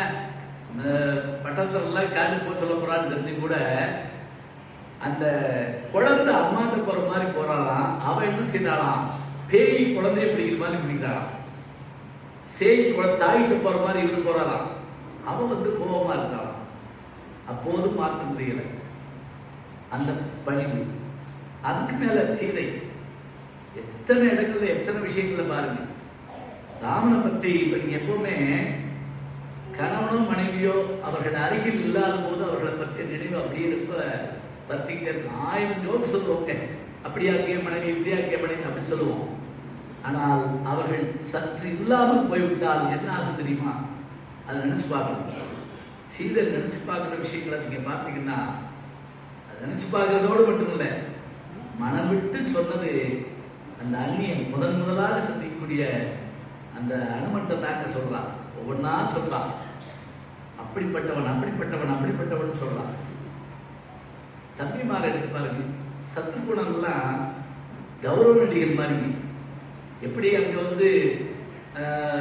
தர்மன், பீமன், அர்ஜுனன், நகுலன், சகாதேவன், நகுலனுக்கான பாத்திரமே இருக்காது. சத்ருகணன் இடத்துல என்ன கண்ணீர் விடுறான்னு தெரியுமா? நான் ஏன் பிறந்தேன் எல்லாம் சொன்னா கம்பெனி ஏன் சேர்த்தான்னு தெரியல.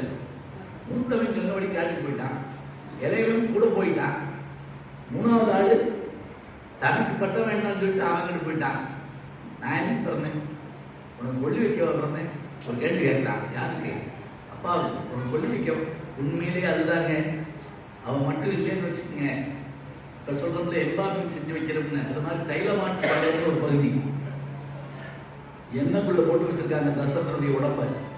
ஏன்னா பரதன் வரல, பரதனையும் நெருப்பு வைக்கூடாதுட்டான். அப்ப சத்துருன்னு சொல்றாங்க, என் நிலம் எப்படியா இருக்கணும்? பாத்திரங்களை எப்படி சொல்றாங்க? ஆசாக்கான சமம் சொல்லுவாங்க.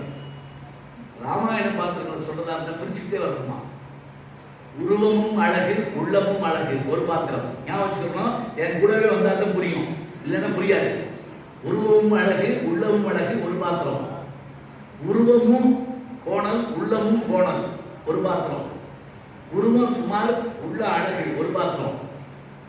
உருவம் அழகு, உள்ளம் ரொம்ப சுமார், சுத்தமா புரிஞ்சுக்காது. இப்ப நான் விளக்க சொன்னே புரியும். உருவமும் அழகு, உள்ளமும் அழகு. ராமன் முடிஞ்சு போச்சா? அடுத்து உருவமும் கோணல், உள்ளமும் கோணல், கூனி. முடிஞ்சு போச்சா? அடுத்து உருவம் ரொம்ப சுமார், புகழ், உள்ளம் அன்பு. அடுத்து உருவம் அற்புதமான உருவம், யாரு? கைகேயி. ஆனால் உள்ளம் மனம் மாறிவிட்ட உள்ளம். இப்படித்தான் கேரக்டர் பார்க்கணுமா? இந்த 4 ஓவியங்களை வச்சு பாருங்க. இது மாதிரி வச்சு பார்த்தீங்கன்னா தெரியும். ஒவ்வொன்றையும் பரதனுடைய படிவு எப்படிப்பட்ட படிவு.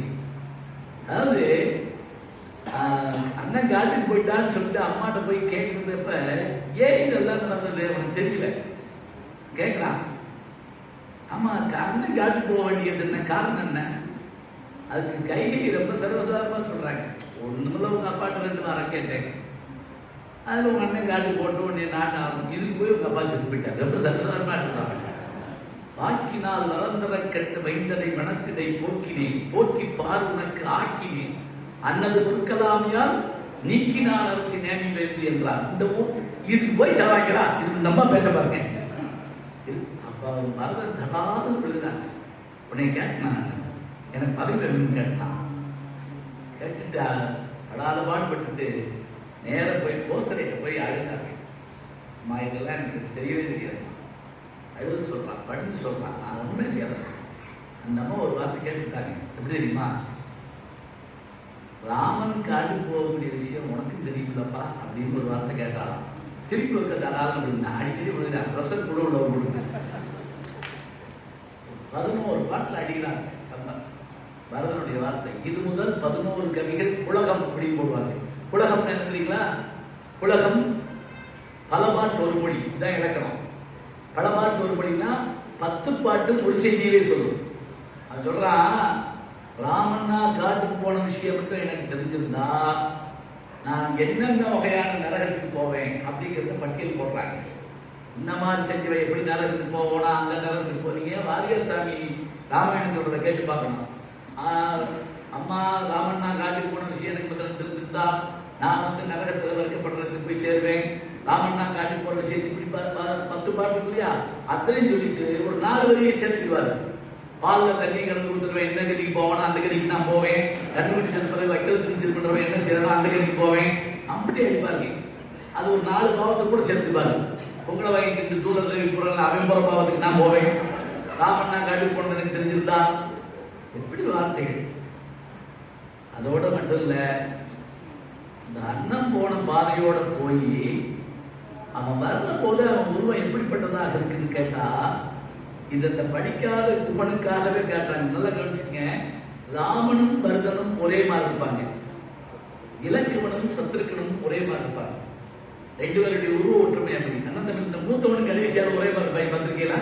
அது ஒரு மாதிரியான வித்தியாசமான விஷயம். அப்ப நினைக்கிறேன், ஒருவேளை நாட்டுல இருந்து வந்து இங்க காட்டுல தொல்லை பண்ண வர்றான்னு நினைச்சா நான் போவேன்.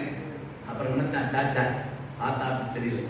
நம்பியும் என் நாயகனை ஒக்கின்றான், அயல் நின்றான் தம்பியையும் ஒக்கின்றான், துன்பம் ஒரு முடிவில்லை திசை நோக்கி தொழுகின்றான். இப்ப மந்திரி போனா அந்த காரை கொண்டு வாங்கல செல்வது, அது மாதிரி திசை நோக்கி தொழுகின்றான், துன்பம் ஒரு முடிவில்லை. எம்பெருமான் பிறந்தார் இழைப்பரோ பிழைப்பென்றார். எப்படியான வார்த்தை? அதாவது ராமனுக்கு பிறகு பிறந்தவர்கள் தவறிழைக்க மாட்டார்கள் என்பதை ஒரு படிக்காதவன் முடிவு பண்ணணும்னா அவன் பணிவனுடைய வடிவம் யாரு? நம்முடைய பரதன். இன்னும் கூட ஒரு எளிமையான விஷயம் சொல்றேன். சில பாத்திரம் சில காண்டத்துல மட்டும்தான் வரும். உதாரணமா பாலகாண்டத்துல அனுமன் வருவாரா? வரமாட்டார். அயோத்தி காண்டத்துல சுக்ரீவன் வருவாரா? வரமாட்டார். இப்படி ஒவ்வொரு காலத்திலையும் சில பேர் வரமாட்டாங்க. ஆனா 6 காண்டத்திலையும் பேசப்படுகின்ற ஒரே பாத்திரம் பரதன் மட்டும்தான். ஞாபகம் 6 காண்டத்திலையும். அதுக்கு ஒரு உதாரணம் சொல்லணுமா? எங்க இருக்கீங்களா? கிஷ்கிந்தா காண்டத்துல பேசுறாங்க. வாலி யாரோ அவன் தம்பி சண்டை கூப்பிடுறான். யாரோ ராமநாமல சொல்லலாம். யாரு? தாரை சொல்லலாம். போகாத, வேண்டாம். அவன் தசரனுடைய மகன் வந்திருக்கான், போகாத யுத்தத்துக்கு அப்படின்னு சொல்றான். எனக்கு சிரிக்கிறான். ஏய், யாரை பார்த்து என்ன சொல்ற? பரதனுடைய அண்ணனா வந்து எங்க சண்டைக்கு வந்து பாருங்க. ராமனுடைய தம்பியா கேட்கல, பரதனுடைய அண்ணனா எங்க வருவான்? வாலி வாயில சொல்லப்படுற வார்த்தைங்க, இலங்கையில சொல்லப்படுற வார்த்தை. அடையாளம் வந்து தனியா ஒரே பாத்திரத்தை வச்சுக்கணும்னு அவசியம் கிடையாது. சபரி உயிரோடு இருந்ததே இருக்காங்க, சாகிறதுக்காக. அதான் ஆச்சரியம். அந்த கையில வச்சிருக்கக்கூடிய அந்த இறந்த பழத்தை எப்படி கண்ணப்படாயினார் நம்ம இது சொல்றோமோ அது மாதிரி சாப்பிட்டு பத்திரி அப்படின்னாலே இழந்தைன்னு அர்த்தம். அந்த இறந்த பழத்தை அப்படி சாப்பிட்டு ஒவ்வொன்னா கொடுக்க கொடுக்க எச்சில் இருக்கிறது இல்லைங்க.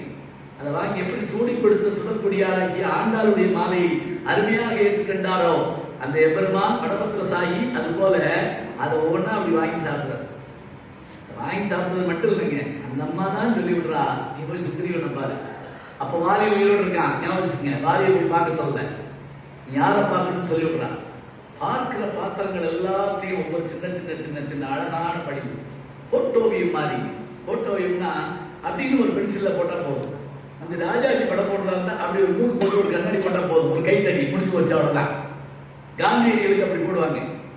இப்ப அதே மாதிரி பணிவுக்கான விஷயங்கள்ல இன்னும் பல இவங்களை சொல்லிக்கிட்டே போகலாம். அந்த மாதிரி எல்லாத்துக்கும் மேல அனுமன் சொன்னாங்க இல்லையா? ஏப்பா, யார் அந்த பட்டத்தை கொடுப்பா?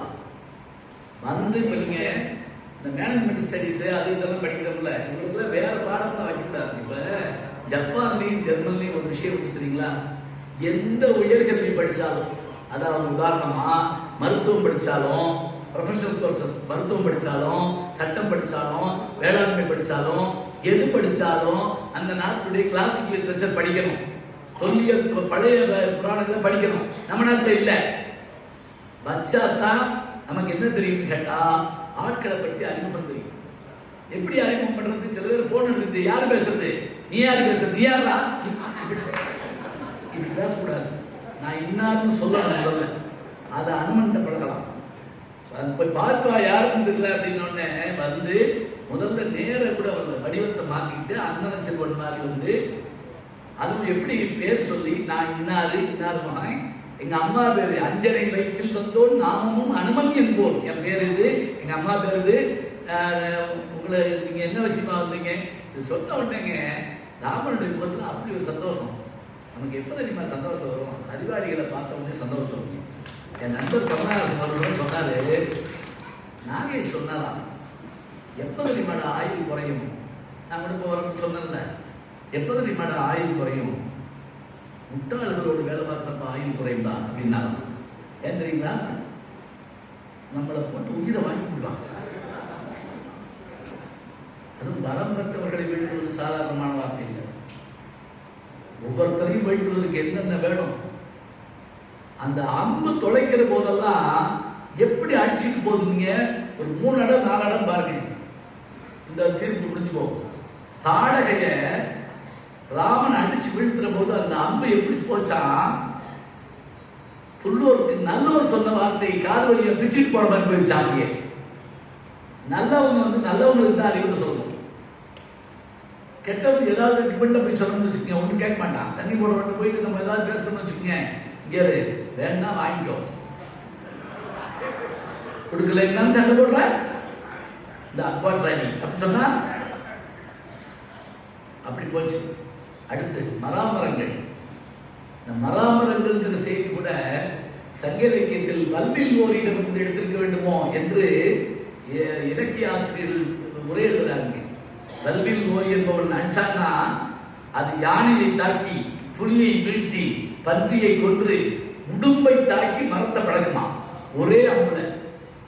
கொல்லிமலைக்கு போனீங்கன்னா பார்க்கலாம், வல்வில் ஓரியினுடைய அந்த நினைவு இடம் இருக்கங்க, போய் பார்த்து வரலாம். ராசிபுரத்துடைய இப்படி போகணும், வல்வில் ஓரியுடைய இங்க அந்த மராமரத்தை துளைத்தது.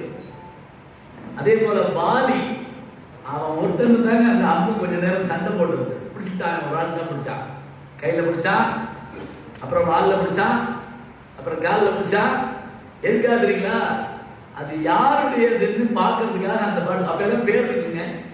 இப்ப நம்ம AK-47 ஒரு துப்பாக்கி கேள்விப்பட்டிருக்கீங்கள, அந்த AK-47 என்னன்னா அது கண்டுபிடிச்ச வருஷம் 1947. நல்ல வேளை கடவுள் புண்ணியத்துல செகண்ட் வேர்ல்ட் வார்ல கண்டுபிடிக்கல. கண்டுபிடிச்சிருந்தா இன்னும் கொள்ள பேர் செத்து போயிருப்பான். அது பல அணுகுண்டு போட்டாங்க, அதை விட்டுருங்க. இந்த 47 என்பது கண்டுபிடித்த ஆண்டு. கண்டுபிடித்தவர் ரஷ்யாக்காரர், அவருடைய முழு பேர் எனக்கு தெரியல. ஏ என்பது கே என்பது அவருடைய பேரு. இப்ப எல்லாரும் சொல்றாங்க, ஆஹா வெளிநாட்டுக்காரங்க வந்து துப்பாக்கிக்கு பேர் வச்சுட்டாங்க, குண்டுக்கு பேர் வச்சது பழைய கதைடா, ராமே அம்புக்கு பேர் வச்சிருக்காண்டா, அதுல ராமா அப்படின்னு அந்த வார்த்தை இழுத்து பார்த்தானா. பார்த்த உடனே அப்பதான் அந்த கருத்தை பார்க்கிறான், யாருடைய பேர் தெரியுது, ராமனுடைய பேர் தெரியுது. அப்புறம் பேசுறான், கேள்வி மேல கேள்வி கேட்கிறான். இதுல இன்னொரு ஆச்சரியத்தை நீங்க பேசலாம். இலக்குவன் வந்து பணிவானவன் தாங்க, அண்ணனுக்காக உயிரோட கூட இருந்தாங்க. ஆனா 2 இடத்துல ராமனை சரியா கண்டிச்சான். 2 இடத்துல. ஒண்ணு ஞாபகம் வச்சுக்கோங்க, வைர வைடூரியமாக மான், பொன்மான், கண்ணு வைரம், கொம்பு கோமேதகம், கால் அப்படியே ஜொலிக்குது, அப்படி போகுது. அங்க வேணுங்கிறான் நம்ம சீதை. ராமன் உடனே படுத்து போறாரு, லட்சுமணன் நிப்பாட்டுறாரு, அண்ணா வேண்டாம், இப்படி உலகத்தில் ஒரு மான் இருக்குமா, என்ன நீ எங்க படிச்ச, வேண்டாம் போட.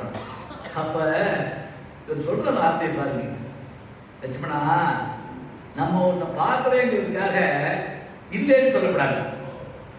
நம்ம பார்க்கலைங்கிறதுக்காக இல்லைன்னு சொல்ல, நட்சத்திரங்கள் பகல்ல இருக்கா, இருக்கு, நமக்கு தெரியல. சொல்லிட்டு போய் அனுபவிக்கிறார். அடுத்த இடம் என்ன தெரியுமா கணிச்சாரா? சுக்ரீவன் அண்ணனை கொள்றதுக்காக, பாதியை கொள்றதுக்காக ராமன் உதவி கேட்ட உடனே சத்தியம் பண்றாங்க. எப்படி? உன் பகைவன் என் பகைவன், உன்னை கூட்டணி வைப்போம்ல, அது மாதிரி உடனே டகான்னு 10 கட்டளைகளை போட்டு அது உனக்கு எனக்கு இது எனக்கு. அப்ப சொல்றா இலக்கணம் சொல்றாங்க, செய்யாதண்ணா வேண்டாம். அண்ணனை கொள்றதுக்கு இவன் ஒரு ஆள் கொண்டு வரானே, நாளைக்கு நம்மகிட்ட எப்படி நம்பிக்கையா இருக்கான், எப்படி யோசிக்கிறான் பாத்தீங்களா? இந்த துணிவு அண்ணன் விலகி போனா சொல்லிக்காரு. போர்க்களத்தில் சொல்வது வீரம் இல்லைங்க, போர்க்களத்துக்கு போகணும் தடுக்கணும். சொல்லி பார்க்கலாம் அந்த பக்கம் வேண்டாம் விட்டு சொன்னா கேளு, ஒரே இல்லையாடா போயிட்டான். கும்பகர்ணன் சொல்றான், இன்னும் சீதையை விடலையா? பேசுவது மானமிடை, பேணுவது காமம், பூசுவது மாநிலத்தை நன்று நம்ம போட்டோம். நல்லா இருக்கு, நினைவு இன்னும் வந்து இல்லையா? அப்ப ராவணன் என்ன செஞ்சான் தெரியுங்களா? முட்டாள்தனமான துணிவுனா அவன் தான் செஞ்சாங்க. என்ன செஞ்சான் தெரியுமா? டேய், நீ உன் தம்பியும் யாரும் பேசணும், 2 பேரும் இனிமே என்கிட்ட இந்த ராவணனை பத்தி பேசக்கூடாது. அவன் சரியான விஷயத்தை சொல்றான். ஏய், கடலை கடக்க முடியாதுன்னு சொன்னேன், ஒருத்தர் கடந்து வந்துட்டான். யாரு? அனுமன். கடக்க முடியாதுன்னு சொன்ன பாலநட்டி ஒருத்தர் வந்துட்டான். இத்தனை பேர் வந்துட்டாங்க.